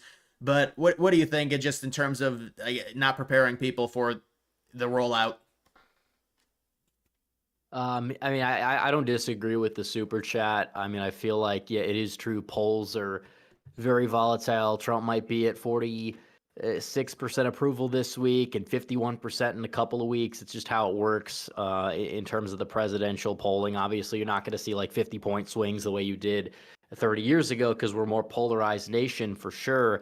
But I agree that overall, I support the idea of tariffs. I mean, reciprocal tariffs even, but the way they were doing it probably was not the best way. Now they did back off of it. I even, I'm cool with broad tariffs, uh, depending on how much they are. But I think selective tariffs need to be the main focus about protecting certain industries. Because if you apply a broad tariff on a country like China, where they don't, we don't have certain things that China makes that go in certain products that we do make here, and it's a part of the supply chain. And then we'd be having to pay more for those products as if, we just actually just placed a tariff on certain, products that like the end result of those products coming from China. That would kind of be what my ideal thing. And I honestly think that's what Trump is going to aim for at the end of the day. I think a lot of this is just a smoke screen for negotiation, but it is impacting the markets. It is impacting his approval rating, but I think it's important to give it a few months and reassess. I mean, even the markets have recovered a decent chunk of what they lost since then. So we'll just have to wait and see in that department. Yeah. Another super chat here. Inside info: Paxton supports Trump 2028. Lieutenant Governor agrees. All right, man. We know you want Trump in 2028. Here's a good question for you. Are you a Michigan fan? I am a Michigan State fan because I am from Michigan. I get that a lot, but no, definitely not a Michigan fan. I probably hate Michigan. I would say about as much, if not more, than your average Ohio State fan. So it's just the way it is, the rivalry. Yeah, I'm from Ohio, so certainly not too fond of Michigan here. And Michigan went on their 3-year run. There's all the cheating involved. We'll see what happens there, but yeah, they've been beating Ohio State recently. But I don't know, they lost like 5 games last year. So you're a Pistons fan? Oh, definitely. I mean, last night was pretty epic to see. I mean, we haven't won a playoff game since I was 8 years old. So hopefully we could take that series, but you never know. Yeah, the NBA playoffs happening. Another super chat. You do think tariffs needed to happen?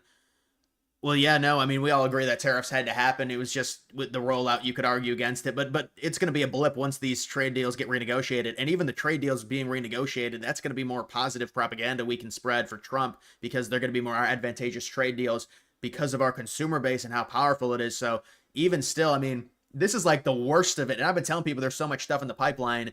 Well, here's the question, and this seems like a total mess. What do you think about the situation with Russia and Ukraine, and now Rubio saying that, you know what, we're giving them an ultimatum. If they can't come to an agreement, we're done with Russia, Ukraine. This is after Trump said he was going to end the war. Obviously, he was being hyperbolic. Nobody thought he was actually going to end it on day one, but it seems like that's just dragging on, dragging on, dragging on. Do you think that there's going to be a ceasefire? I mean, I think that you got to play hardball with him at this point. I mean, you will have this notion, oh, Trump is only hard on Ukraine. He's not hard on Russia, whatever, which is, I mean, we've seen it both sides for people that pay attention to all the details of it. But yeah, I mean, Rubio's done a great job. And it is true. If you can't come to an agreement, we, will have to walk away for good. And that's, I think, the best way to negotiate peace because so many people have died. There's certain territories that would go to Russia, most likely. I mean, the border's not going to look like it was 2014, whether you like it or not. They haven't won the war. That's true. And we don't need to be, it's going to get worse and worse and worse if they just keep going down this road where they can't make a deal. And I'm not saying Putin doesn't need to be held accountable because you're going to have to hold him accountable. But, when it comes down to it, if they control certain provinces in Ukraine that are majority Russian ethnically and have voted in the past to join Russia, I know they say that it's like, they're rigged or whatever, but they won't use the same word for any election in a first world country. And it's like, yeah, I mean, these people definitely, it's clear they probably want to join Russia if they're ethnically Russian. That's the way it is, and that's probably the way it's going to be in exchange for a mineral deal or something. Yeah, well, he had said there might be a To kind of beef up our protect. I'm sorry, what'd you say? You cut off. You cut out there. Go ahead. I thought you'd finished. Oh, oh, no, I was asking you because you said something about you said something about the mineral deal. It was kind of cutting off a little bit. on both ends, I guess. But yeah, I mean that's good. There's going to be some agreement from both sides that they're going to have to make, and I think the best way to do it is by playing hardball with both sides. Yeah, and I think they definitely want to get a deal done. They're trying to coax it a little bit by threatening to walk away. And Ukraine originally did agree to the ceasefire. Russia said it was going to happen, and then they agreed to like a partial ceasefire, and then Russia said Ukraine broke it. I don't know. It is one of those like complicated things. There's only so much we can say about it. I mean, hopefully it happens. This just comes down to what Russia wants, because if NATO is not going to be involved with in terms of troops, Russia can just beat down Ukraine. That's the reality of it. They're more powerful, they're stronger, they have more of an army. Ukraine, funny enough, has better technology because of NATO weapons, but we do have some super chats here. Things need to recover before the midterms. If we lose the House, Trump's and America's agenda may not pull through. Yeah, the House, we agree the House is going to be very, very close, and it's going to depend on a lot of things that happen within the next year and a half in terms of that. And then we've got this, you're afraid for the 2026 and 2028 with how Republicans have been performing in the special elections like Wisconsin, and now the Supreme Court is stopping Trump from doing the Aliens Act of 1798. What do you think? Well, I think the 1798 thing, that's a really fringe thing that the media is trying to get. Basically, I believe that ruling was mainly based around oh no, that was a different ruling. I'm sorry. Yeah, I mean, I don't. What do you think about the Supreme Court and all this stuff, and people saying, "Oh, they should stack the court"? I think you came out in support of that. What do you think? Yeah, I mean it's more of a negotiation tactic too, because a lot of people will say you can't say that on the right, but the left they'll just easily at the first opportunity you'll have all the leadership come out. And I understand you got to be careful about what you do, but if you're Donald Trump, you need to put your foot down and say, if you guys are going to be abusing judicial review, which is not in the Constitution, we'll threaten to pack the court, do X, Y, and Z, because judicial review, I believe actually it came after the Alien Enemies Act. They say it's old, but the Constitution is obviously older. It's what they use. The age of it is not relevant. If it's been used much or not, it's not unconstitutional. I mean, you have even, Thomas has come out and said it's not unconstitutional. Alito has done the same. So, I mean, definitely that's something that they're going to need to use in order to get some people out of the country, and they should. But as for like the midterms, like, yeah, it is true that they're going to have some, like, you might see some turnout differential. Like, if every Trump voter turned out in the midterms, I think Republicans would win the midterms. They'd win the House if all those people did show up. Now, that's going to be an issue, but 2028, it's a little bit different. And we saw 2022, we saw 23 Supreme Court race in Wisconsin was actually worse, and then Donald Trump came through and won the state in 2024. So, these are important. It is true we're the lower propensity party, but these local races have a lot at stake.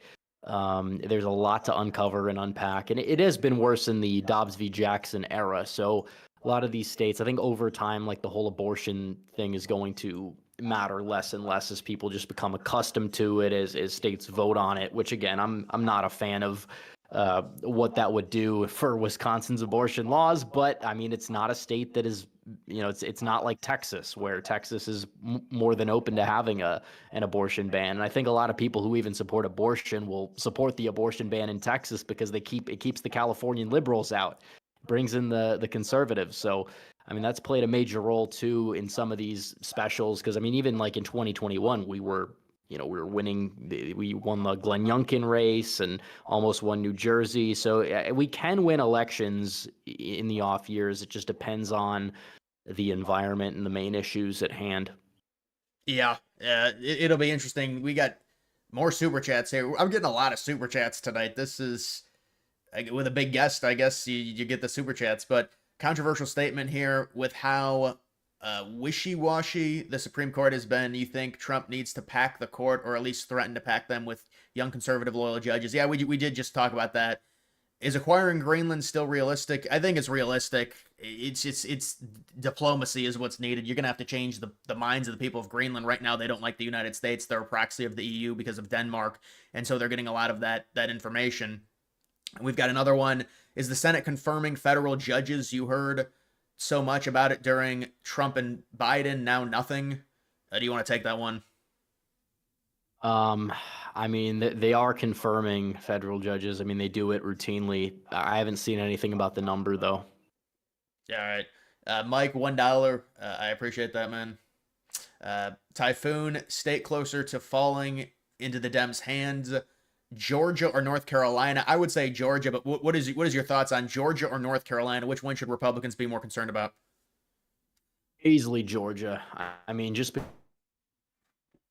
because of the growth in Atlanta and going like Donald Trump in 2016, he didn't win decisively nationwide. He lost the popular vote. We all know that. But he took the state by 5. This time around, the country votes for him by like 1.5 points. He wins Georgia by roughly around that margin, a little bit more.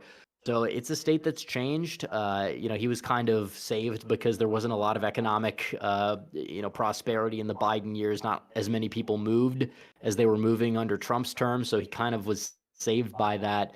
Um,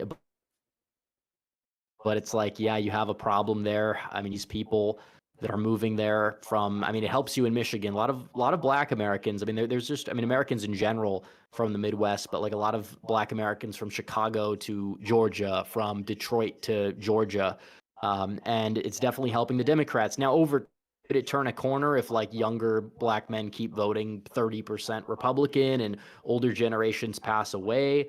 Yeah, I mean, it's possible. I don't think it's going to be another like Illinois or even like Virginia, but it is a state that's a lot harder for Republicans to win than it used to be. So we'll keep an eye on that one. But we'd have to be prepared to win without it. Yeah, no, it definitely seems like it's the suburbs surrounding Atlanta, just hard to the left. A lot of young black liberal college people moving into there. But here's another one. You say we either pack the court or force ACB, BK, and NG and Roberts to resign, then replace them with Aldo and Thomas like justices ban gay marriage. Yeah, I mean, man, we'll see what happens in terms of that. Another question for you. What do you think about this whole trans issue? It seems like a very losing issue for Democrats. It's a very niche thing in general, but biological males competing in female sports. What do you think about it? Yeah, it's a very niche issue, but it actually worked out pretty well. I mean, I thought some of the ads before the election, some people, even in my own circle, we'd argue about it a little bit if they're effective. Like the him, Trump is for you. I thought that was a really effective ad for sure.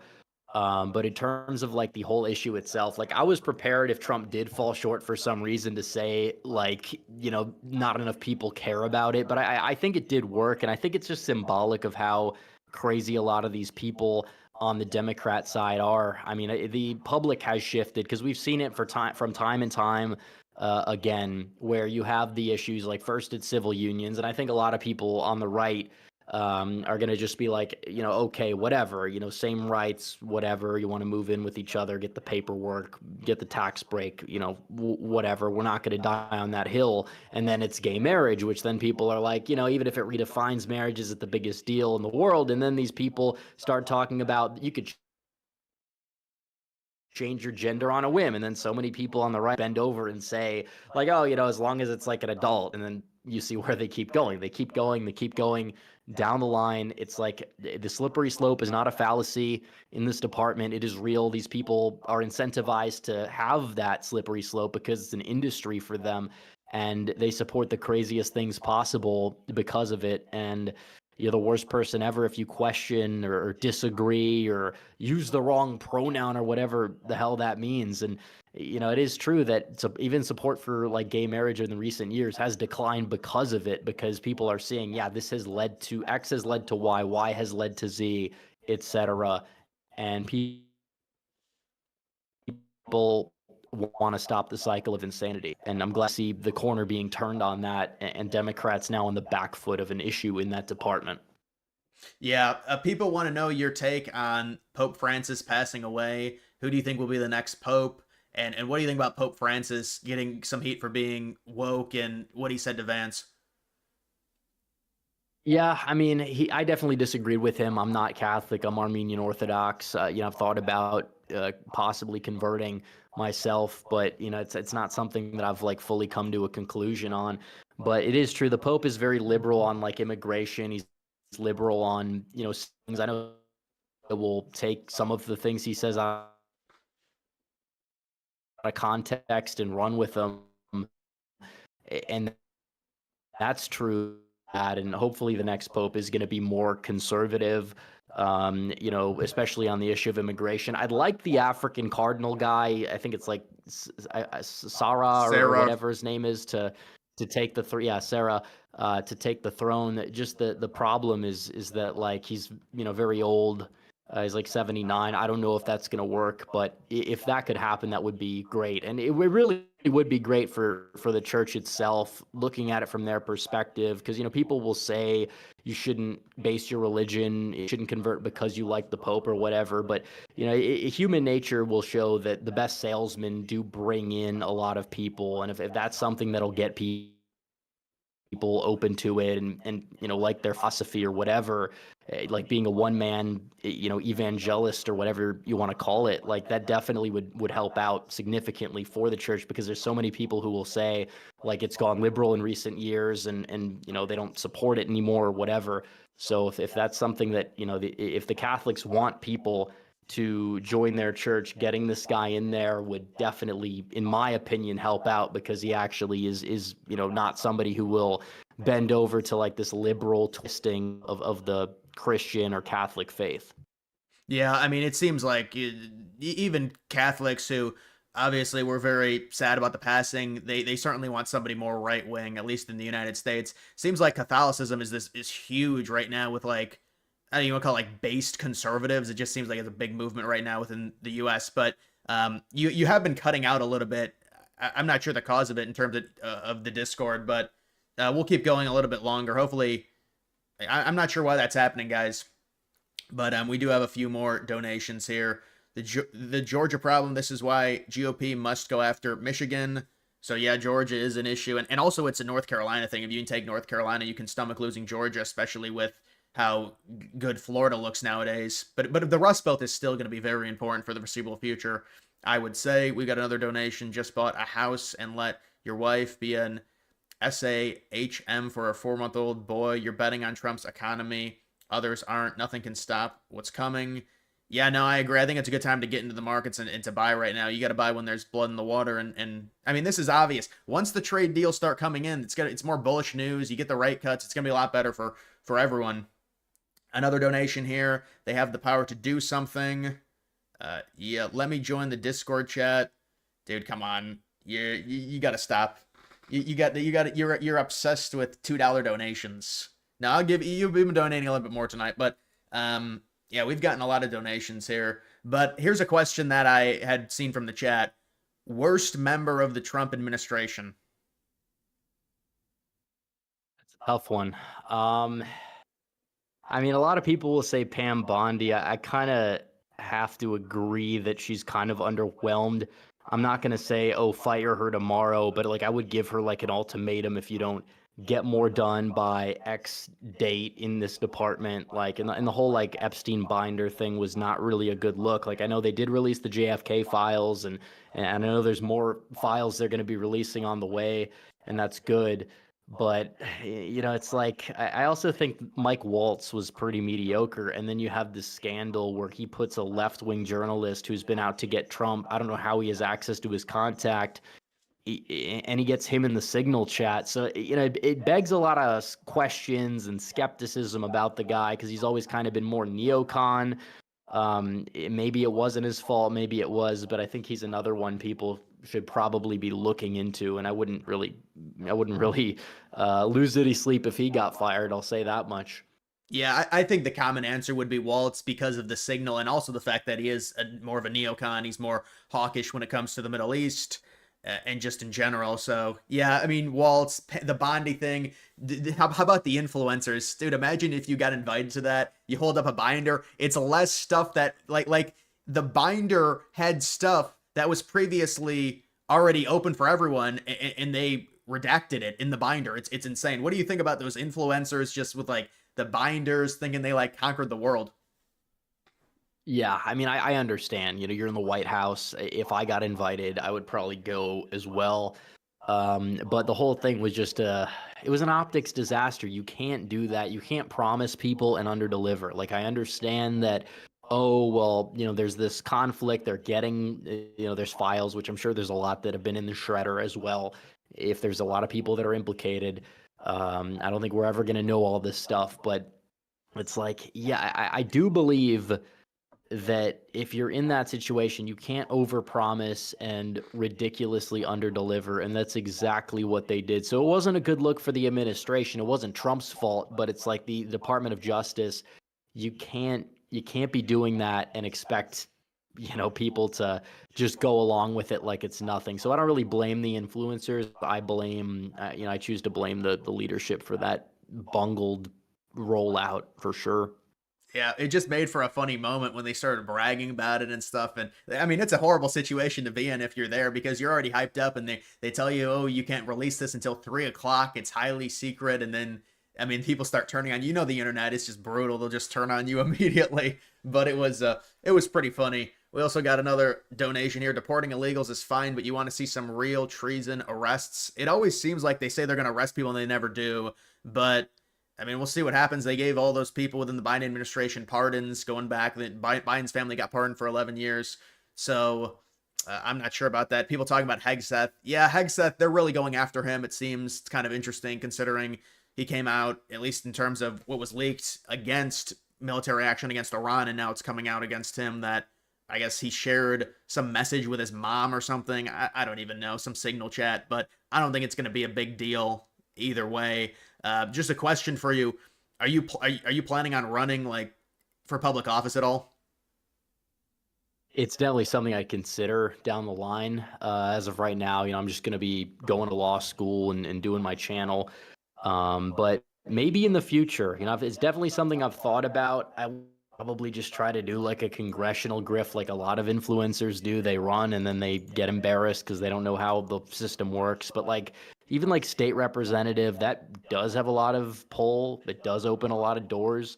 It's just something that as of right now, it's not my main focus. I'm just doing my thing. But in the future, possibly I would be open to it. I'm not going to shut the door entirely. So Right, right. Where are you going to for law school? I don't know if I want to say it just yet, but I'm sure people eventually might find out. But I actually am still deliberating. But I kind of I have an idea of where I'll end up. Oh, I thought you were in law school. Okay, you don't know where you're gonna go yet. Um, Yeah, not exactly. okay. We got more donations. You'll say it again if Congress does not do something about these judges that is sabotaging Trump's agenda. We need to focus on primarying every single one of them. Um, well, it's unfortunate what's going on with that, but I mean, that whole situation. If they had built up ICE deportation infrastructure, they would be allowed to deport these people. When you're talking about the certain fringe cases and things like that, the problem with the Garcia case was that he was being deported to a prison, and they're well within the right to deport him. They just couldn't deport him to El Salvador, and the administration admitted they made a mistake. But now he's in El Salvador, and they can't physically take him back. The Supreme Court ruled they had to facilitate him to come home if El Salvador was willing to give him up, and Bukele said we're not giving him up. So I think that's the reality in terms of that. But I believe, like when it comes to the Act of 1798, if they have the proper tools in terms of the money for ICE and enforcement, they can deport a lot of these people because they're here illegally. I know there's some fears about, well, based off of what the Democrats are doing, there might have to be a case for every single deportation, which is obviously when you're talking about 10 20 million illegals in the country, that's a bit ridiculous. But yeah, I mean, we'll see what happens in terms of that. We've also got another one. If you went to a press conference, what would you ask? So that's a good question, man. It's like you got to be strategic about it because otherwise Trump won't answer. But what do you think? Yeah, I mean, it depends on the issue of the day. I mean, if you're asking like one question, I'd ask to like, Donald Trump or like the press briefing with the press secretary. I mean, I can't think of anything off the top of my head. If I ask him a question that's too like, I guess you would say like too critical, or he gives the wrong answer, based on it, it's definitely going to cause a lot of controversy on social media that I would just be causing on my own, which I mean, it's part of the job. You kind of have to do it. But it would just depend on the issue of the day. I mean, if I was going to be in one of those, if I was like Tim Pool and I had the press pass, I probably would, be asking relevant questions that the public would want me to get from them based on what's going on at a given time.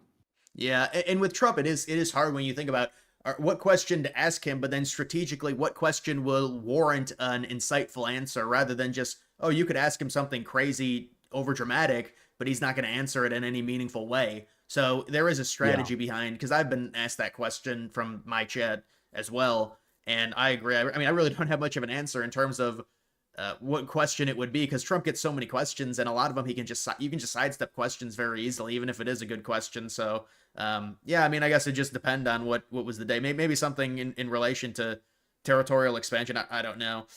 You've got auto pen, fake president, pardons voided. Yeah, I mean, that was a little bit of a story where Trump tried to drum up the whole auto pen thing with Biden. I believe it was they people looked into it and said you could use auto pen for that, unfortunately, but the point of it is that was a total ghost presidency. Here's another thing for you, Red Eagle. What do you think about just all of like the summer of 2024, that horrible debate? And I mean, Biden is like a walking corpse. He still wants to stay in. It's a total mess within the Democratic Party. Half of them want him gone. It's come out now. Obama wanted a contested convention, and I don't know who he wanted. They were saying Mark Kelly, but what do you think about just Biden? It seems like a fever dream back then. Yeah, I mean that was it's crazy how that was not even a year ago because of how fast paced that everything was moving back in July. It just like there was so much going on. You had, between the Trump, even before that, with the Trump conviction, to the Biden debate with Trump, where Trump decimated him, or mainly Biden just imploded, to the Butler, Pennsylvania, the RNC, them trying to get rid of Biden, put Kamala in. I mean, that was just it was an insane time. And like of any month in my channel history that was not like right around an election, that was probably the most, hectic, high traffic, 1 to 2 videos a day just covering every single thing that was there. I mean, that was definitely a time to it was a time I'll never forget, just doing what I'm doing, and just in politics in general. I don't know, like I'll say I don't know if we'll have a time as chaotic as that, but how many times have we said that in the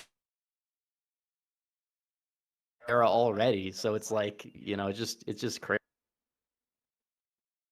Yeah, no, I agree 100%. It's interesting because I remember that debate, and I had the YouTube algorithm. I'm sure it's just so wonky. It's so weird. But I had two videos I uploaded on a Sunday. These were videos about speculation of Biden being removed. One of the videos got 1 million views. The other one got like 700K. And I can't replicate that. I'm not gonna be, because honestly, dude, I thought I was like had gotten into the algorithm, because the next few videos over the next few days, I was getting like legit like 200K views, and I'm like, oh, I guess I'll just be like this political commentator now because I'm getting all these views. But then it went back down. But it was interesting that you hit the algorithm the right way. I guess it can happen. But we got another donation here. What's the take on the Supreme Court case for birthright citizenship? Yeah, I think there's a big chance. I don't know. The Supreme Court's been wishy-washy, but in terms of when you look at the 14th Amendment, it was put in place right after, obviously, the 13th Amendment, and it was to give slaves the right to vote. It's not about anchor babies. They've manipulated the use of the 14th Amendment, and I think they're going to reinterpret it. What do you think there's a chance that, because it seems like it's an uphill battle for birthright citizenship, but what do you think about them reinterpreting it, Red Eagle? I think they need to. My only problem with it is who we have to really rely on to make sure that happens. So, it's 6-3 court, it would be my prediction against it, which is, I mean, like, John Roberts, he's not going to support it. The liberal justices won't support it. Maybe you get one of ACB or Kavanaugh, but this just kind of speaks volumes to how the Supreme Court, even including some of the Trump, McConnell, appointees, have just let us down time and time again. It's kind of ironic that the better picks have come from people like H.W. Bush with with Thomas and W with Alito. I mean, it's just insane how the Supreme Court has just been used, and even the conservative uh, picks. I know Gorsuch is probably the best one that Trump did, but like there's an agreement between ACB and Kavanaugh where one of them will side with the liberals, but not both of them. And most of these cases, it's just ridiculous because it just screws us over. And something, this is why I've been open to the idea of packing the court or at least discussing it because, but then again, how do we know how those people are going to go? So it's like, it makes people disillusioned in the system when common sense and the original intent is staring right in front of you regarding the Constitution, but so many of these people are just siding with the opposition. I mean, we saw what happened with Kavanaugh. We were told he'd be this like really conservative guy, and the left was out to get him with pitchforks over some crazy woman that claimed he like grabbed her 40, 50 years ago. Well, I mean, how did that turn out? Like, we still have to deal with him stabbing us in the back, and it's just insane. For all the shit that happened, you would think he would vote like a hardcore far right wing. We had to endure all of that with the woman, and you're right. I mean, there's not even a huge payoff for it. But we got another donation here. Walk Talk 21. We need to end Ukraine funding and leave peace talks. Let Russia and Ukraine fight it out. Screw Zelensky and Putin. Well, to me, I mean, who knows what happens? We don't want a destabilized Europe. We don't want that. I don't think Putin's really going to do a ton but right now it's like you've got Putin contained to a degree. It's not like they're advancing, they're doing any type of crazy troop movements to really be aggressive in terms of the front. They're snail's pace moving the front western within to Ukraine. I think we should try and work something out. The only reason they're still sending Ukraine money right now, and I think they are, is because Ukraine agreed to a ceasefire. They stopped, and by the way, we are going to probably be getting a minerals deal with Ukraine.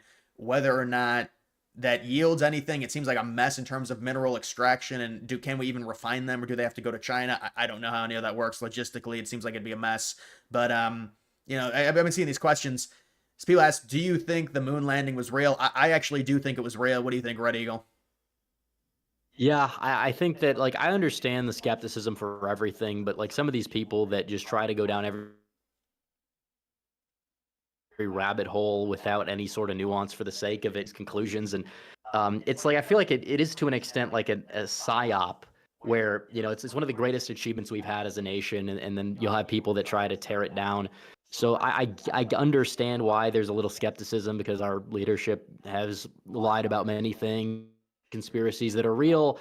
I don't think that's one of them. I think the best argument in favor of it is why haven't we been back? But I mean, there's so many things that we've just become incapable of doing despite having way more technology. I think the election system is one of them in certain places like California where they're taking years to count ballots. So it's just one of those things where, yeah, it happened.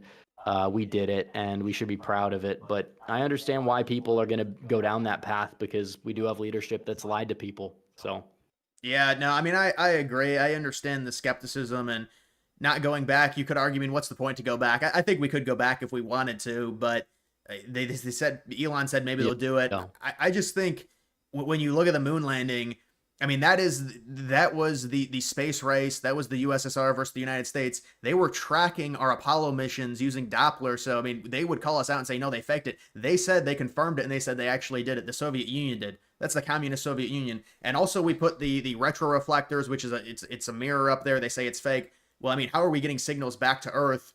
That's how we're able to measure how quickly, we can reflect light to Earth. The retroreflectors that they put on there in the Apollo missions. Look, maybe it was all faked. I don't know, but what I've seen, I think it's real because there's a few different factors at play there. I mean, the Soviet Union, they hated us. They were the first. They had the first man in space. They had all the first test missions. But then we beat them actually to get someone on the moon. They would call us out if they were tracking our missions, which, I mean, apparently they said they were. So I don't know, man. I mean, I can understand people being skeptical of it. It's hard to say for sure either way, but from what I've seen, I think it is real. We got another donation here. We reinterpret the 14th. We can do it for the 22nd. Well, yeah, if you reinterpret it, it'll be Obama against Trump, man. It'll be Obama against Trump. Walk Talk, worst. I don't know how you. Go ahead. No, I was gonna say, I don't know how you would interpret the 22nd to be in favor of that. Like, I've looked at it from numerous angles, and I can't exactly like find an angle. Like, the only way Trump 28 could happen is if Donald Trump dropped out or resigned the like day before the halfway point through his presidency. He technically could run again in 28, but I don't think he would do that. And I understand it's a troll super chat, whatever, but like this whole like amendment thing, they'd have to pass another one, and the only way I think it could happen is if we do like a term limits amendment and then have like some hypothetical clause where it'll redefine the 22nd. That's probably the only way it's going to happen. But the only way they could probably do that is if they like grandfather everyone into the old term limit rules, which would include Trump. So I just don't know if that's going to happen. But I would think that the Trump Obama matchup would be entertaining. But Trump is old. He's getting up there. He's still got it. He's not like Biden, but I don't even know if he really would want to do another. It would be another 8 years from this point, even if he could, just because his age is getting up there. Yeah, I mean, like the thing with Trump and his personality, if he was 65, I think we would 1000% be talking about this is realistic, just in terms of the age is just the biggest thing. And I'm not even saying it's realistic with Constitution stuff like that, but I just think he would try and force it for sure. But you have putting in a new amendment, I mean, it's just, and his age on top of that, it seems like it's unlikely to happen. Worst president, Andrew Johnson or Woodrow Wilson? Who do you think? I think Johnson was like actually worse, but he doesn't get as much hate for it. Like Wilson was pretty bad, obviously. All the stuff that he was doing. Was he going to enter the war? Is he not going to enter the war? Not really a lot of people are really big fans of Wilson. He's like the consensus, like F tier president. But Johnson was like very bad. He was, he couldn't even like read. He kind of was like the Biden of his own time in a way, but yeah, I think Johnson is worse. I think that Wilson just gets more hate, but I'm not saying it's not warranted, but I just think Johnson doesn't get enough. Buchanan's up there. Honestly, I know it's like recency bias, but I think Biden is not going to go down in history as anything other than like a bottom five, bottom 10 president, even among like the historical class because of just how bad he's been. Yeah, well, it's interesting you bring up Biden. It got me thinking of the presidential lists. I don't know if you've seen some of them where they rank Biden ahead of Trump's first term. Biden can't even talk, and they're like, oh, it's the infrastructure deal, it's the CHIPS Act, all this stuff. And it is funny to see the CHIPS Act come full circle, how there was basically no money actually invested into it. Then Trump puts these tariffs on Taiwan, and now they suddenly invest into the CHIPS Act and everything like that. But isn't it hilarious with these dumb scholars where they're like, and most of the real experts say you have to wait like a decade before you can even judge a president after they leave office. But now they've got like Obama like 13th. They've got Biden like 28th, and they put Trump at like 44, 45. It's just more of the liberal crap. But where do you think well, I mean, it's hard to say because where do you think Trump will end up ranking in terms of presidents for you? If he does well, the economy improves, and he's able to kind of especially he's able to cement the Republican Party as his, the way Reagan did, end these conflicts abroad. I definitely think, yeah, top 15 is not out of the question. I think iconic wise, live is he already could be there just based on, you look at people throughout history, 50 years, 100 years from now, who are people going to talk about? Who are like the presidents you can name, not like the last five or like George Washington. Obviously, Washington's iconic. I think he'll always be number one in that department, but it's going to be, Teddy Roosevelt, FDR, Reagan, Trump. People might remember Obama because, first black president, but in terms of what he did in office, really nothing else. But like Trump definitely is up there just because of his story arc. And, the fact he served two non-contiguous terms, like that's a big reason why I know who Grover Cleveland is. I mean, Trump being in that club is definitely something that is going to boost his, like, the memorability of Trump as a president 150 years from now, to the point where I think that he's probably glad that it worked out the way he did. So we'll just have to wait and see. But top 15, yeah, I mean, you could even, it just depends like on how the next 4 years go. I'm not going to judge it based on, oh, the stock market dropped today, or which it didn't, but like, oh, Trump isn't going to be viewed as a popular president. Like we have a lot of time left until we can actually judge. Yeah, no, I agree. We got more donations. Trump put his life on the line for the USA. Trump 2028 from him again. What's your thoughts on Charlie Kirk? I like him a lot. He's definitely improved over the years. He's somebody that's kind of come into his own, and he did a lot of work helping Trump win with TP Action and everything they did in the 2024 election. So yeah, I'm a fan. I'd say that on pretty much every issue, he's pretty solid. He's definitely come into his own over the past 5-6 years or so. Yeah. Um, I don't know if you saw that thing with Nancy Mace where there was a trans, I think, male to female. Did you see that clip with Nancy Mace where there was this trans, like male to female, and they're like they're trying to talk in this elegant woman voice, and then Nancy Mace like called her a slur or something, and then she unloads on Nancy Mace in a male voice. It was like she went from like this to, and then she's like, it's like a demon voice. It was crazy. Have you seen that? Yeah, I saw it on my feed. I didn't look too much into it. Like I didn't hear the audio. Like I saw she was accosted by some guy, some like gay guy in some store who was like yelling at her or whatever, and like she like said something about, "Oh yeah, I voted for gay marriage or whatever." And he's like, "Do you think that has to do with me?" And then she's like, "It has everything to do with you." So I mean, I think Nancy Mace is definitely someone who's like an attention seeker, kind of a grifter. That's all true, but she's had a couple of these moments that are relatively entertaining lately. So credit due where it's due for sure. Yeah. Um, with the it's like MTG, and but even MTG was kind of acting like a bitch. I saw a clip of her. She's just like getting really angry at this one Brit reporter. But I mean, some of these women within the Republican Party, we can admit these are obnoxious women. Oh, absolutely. Yeah. Uh, why is LBJ so beloved?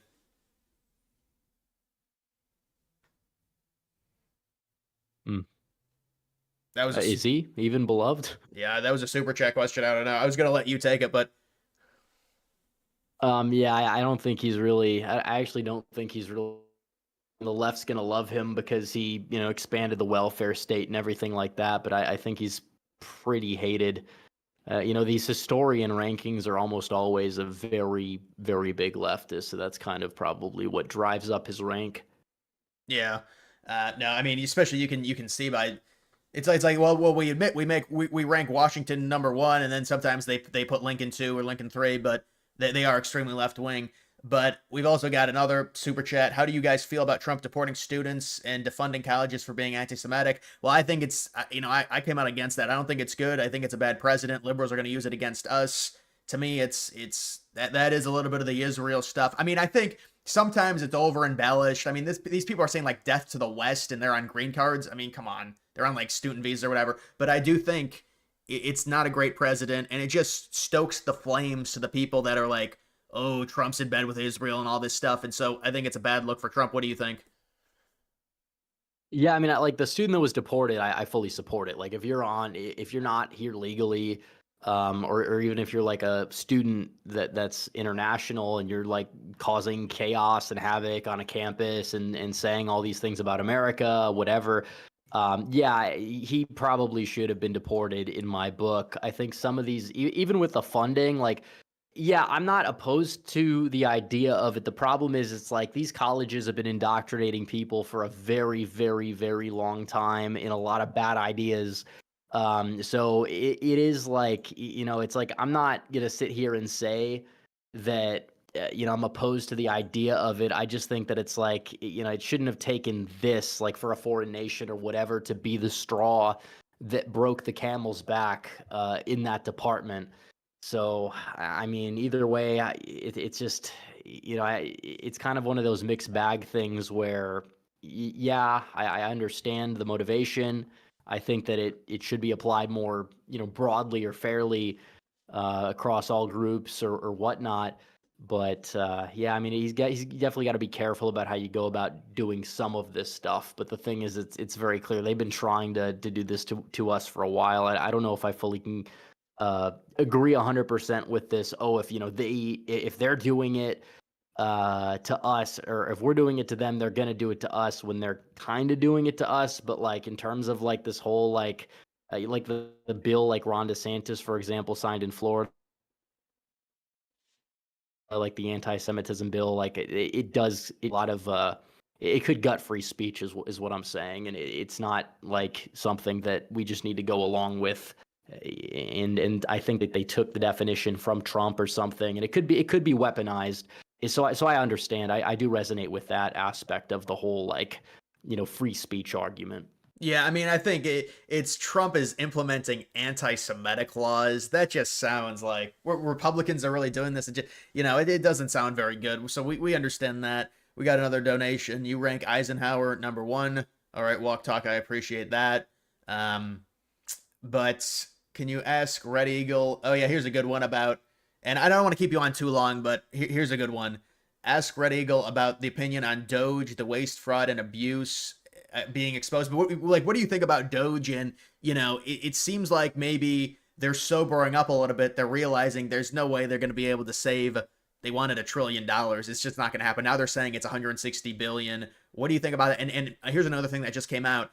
Elon is stepping away soon, and he's going to be more focused on Tesla in May. So what do you think about this?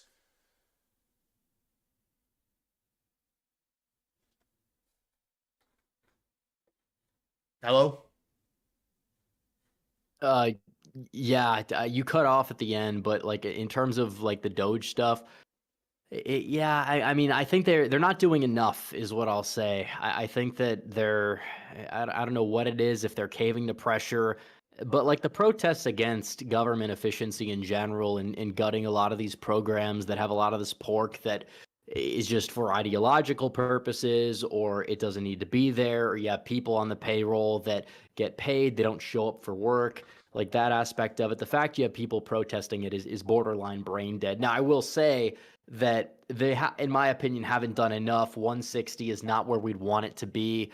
And I think that like a full audit of government spending should be done. It should go well beyond what's been already identified. But like the Republicans in Congress, that's another thing. Like they're going to need to go full force with the Doge cuts, and it's going to be tough to pass the bill. And I know that a lot of people were upset at Trump for supporting the CR and throwing Massey under the bus when, it was just a really tight vote for it. But like, how exactly are we going to be able to keep the government open and get the support of, I don't know, like X amount of Democrat senators? Like, you're going to have to at least adjust the filibuster. And we could say, well, then if the Democrats get the Senate, they'll like make DC a state, or Puerto Rico a state, and that's like, that was something that was a risk in the past. But if you look at the Senate map, the Democrats just don't have a path to retake it for quite some time. And even if you lowered it to like 55, that would, allow us to get a lot more done. So, it's like, definitely, I think that they need to look into it. In my opinion, they should look into it. Yeah, At well, least it's like adjusting the filibuster. the Democrats, we know they're probably going to do it. So it's like you miss your opportunity. If you're the Republicans, you can get a lot of things done if you remove it. But we'll see who ends up taking control in terms of Congress. But we've got a few more donations. You fully support God's covenant. We must support Israel.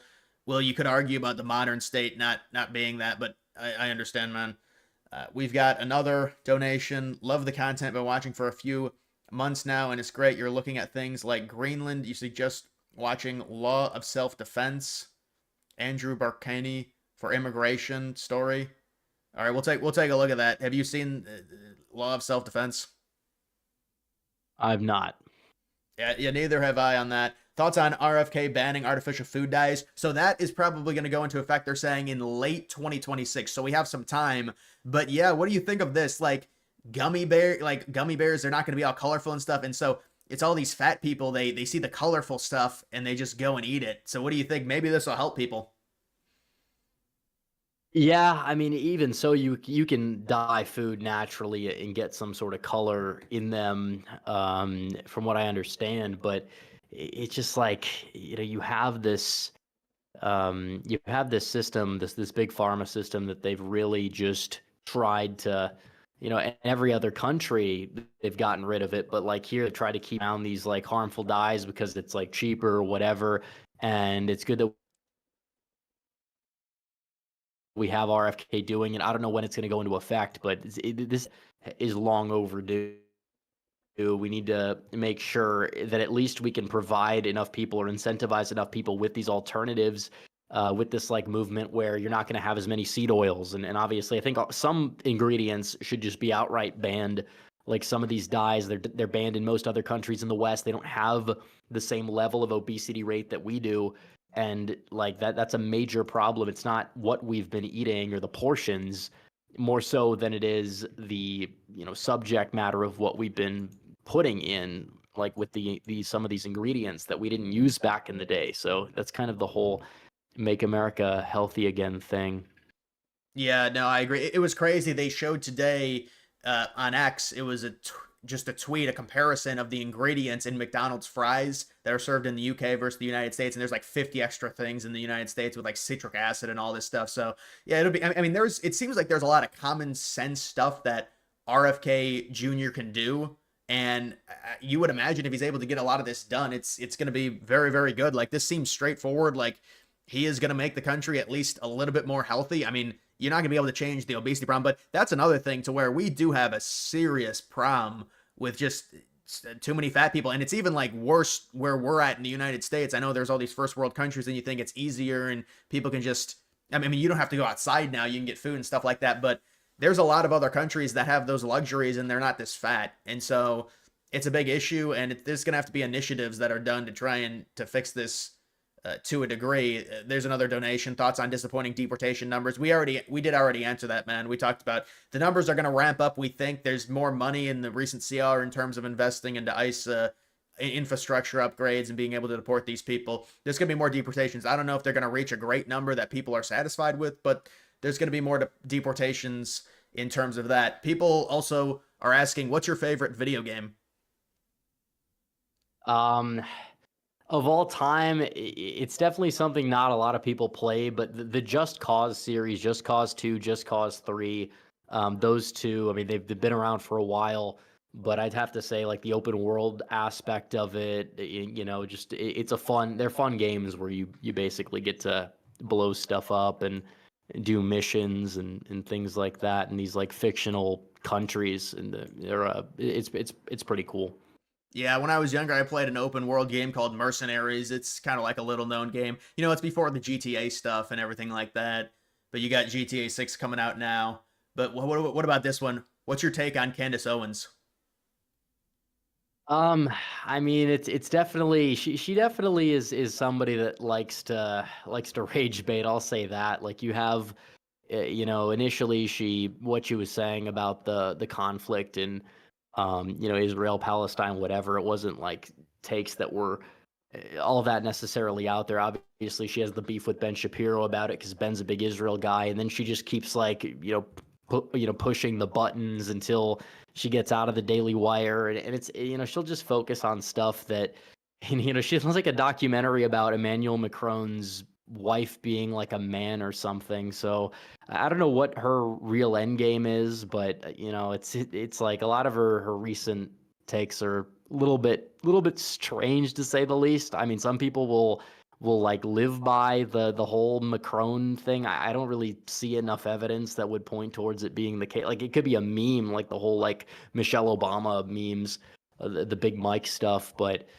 I don't know. I don't really listen to Candace Owens, but like she's definitely somebody who has always been like somewhat spiteful. Like, initially she becomes a conservative because liberals are mad at her like doxing website or whatever, and then she like goes down this like rabbit hole about Israel where it's like, she says, oh, it is the Jews, but it's not the Jews. Like she's trying to fly close to the sun without touching it or something, like talking about all these theories or whatever, pissing people off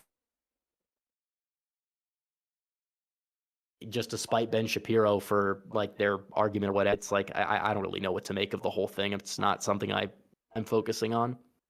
Yeah, well, she's also got, a lot of these people have gotten some really positive reinforcement in terms of the Israel bashing. And so she's really taken it to the next level in terms of that. But now with Candace, it seems like it's everything is fake. Now the moon landing with her is fake. She's getting into it with Matt Walsh. People always ask me about Matt Walsh. I said he's kind of a weirdo, honestly. I mean, he has good takes, stuff like that. What do you think about Matt Walsh? I mean, I get it. Like he definitely is somebody that's like very very like stern. It kind of comes off like he's like people that I've talked to that have like met the guy like say he looks like he's like an eternally like black pilled state where he's just like depressed essentially, and he's kind of the same way on camera as he is off camera. I don't really have a strong opinion. I think some of his takes are good as you said, but I mean I'm not like I don't really watch him much often if at all. I'm not like the biggest Matt Walsh guy, so. Yeah. Now he always he struck me as a weird dude. Honestly, I don't know, but he does have that personality that's very stern and strong. Candace Owens has been talking about Blake Lively and Ryan Reynolds. She's literally obsessed with it. She drifted away from what she did when she began her own pod. Yeah, I mean, I don't even know, but that's some gossip crap. I don't know about that stuff, but yeah. So, do we have anything else here, guys? Moon landing was not real. Yeah, Matt Walsh did say that recently about the moon landing. But man, I don't want to hold you up too long. It's been over 2 hours. Normally, I stream for 2 hours, anyways. So I do appreciate you for coming on. This was a really good conversation. And why don't you shout all your stuff out? I got your stuff right here on screen. And where can they find you? Well, they can find me on YouTube. Just look up Red Eagle Politics. You can find me there. Twitter and Instagram is at Red Eagle Patriot, all one word. And I mean, that's pretty much it for my stuff, but I definitely appreciate the conversation. It was a great live stream, and thanks for everyone who tuned in as well. Yeah, that was good. And we got a lot of donations now. I'm not gonna lie. We got a lot of I think it's because Red Eagle was here, but we got a lot of people wanting to know your opinion. So yeah, guys, that is gonna do it for the stream. Red Eagle, you wanna say, I mean, Red Eagle out, remember? Is that what you say? Sure, why not? All right, go ahead, say it. All right, all right. Well, Red Eagle out. All right, guys, that's Red Eagle. Right, it was a good collab there. Yeah, And absolutely. yeah, so guys, I'll be seeing you later, and maybe tomorrow, maybe the next day, but we'll be seeing you.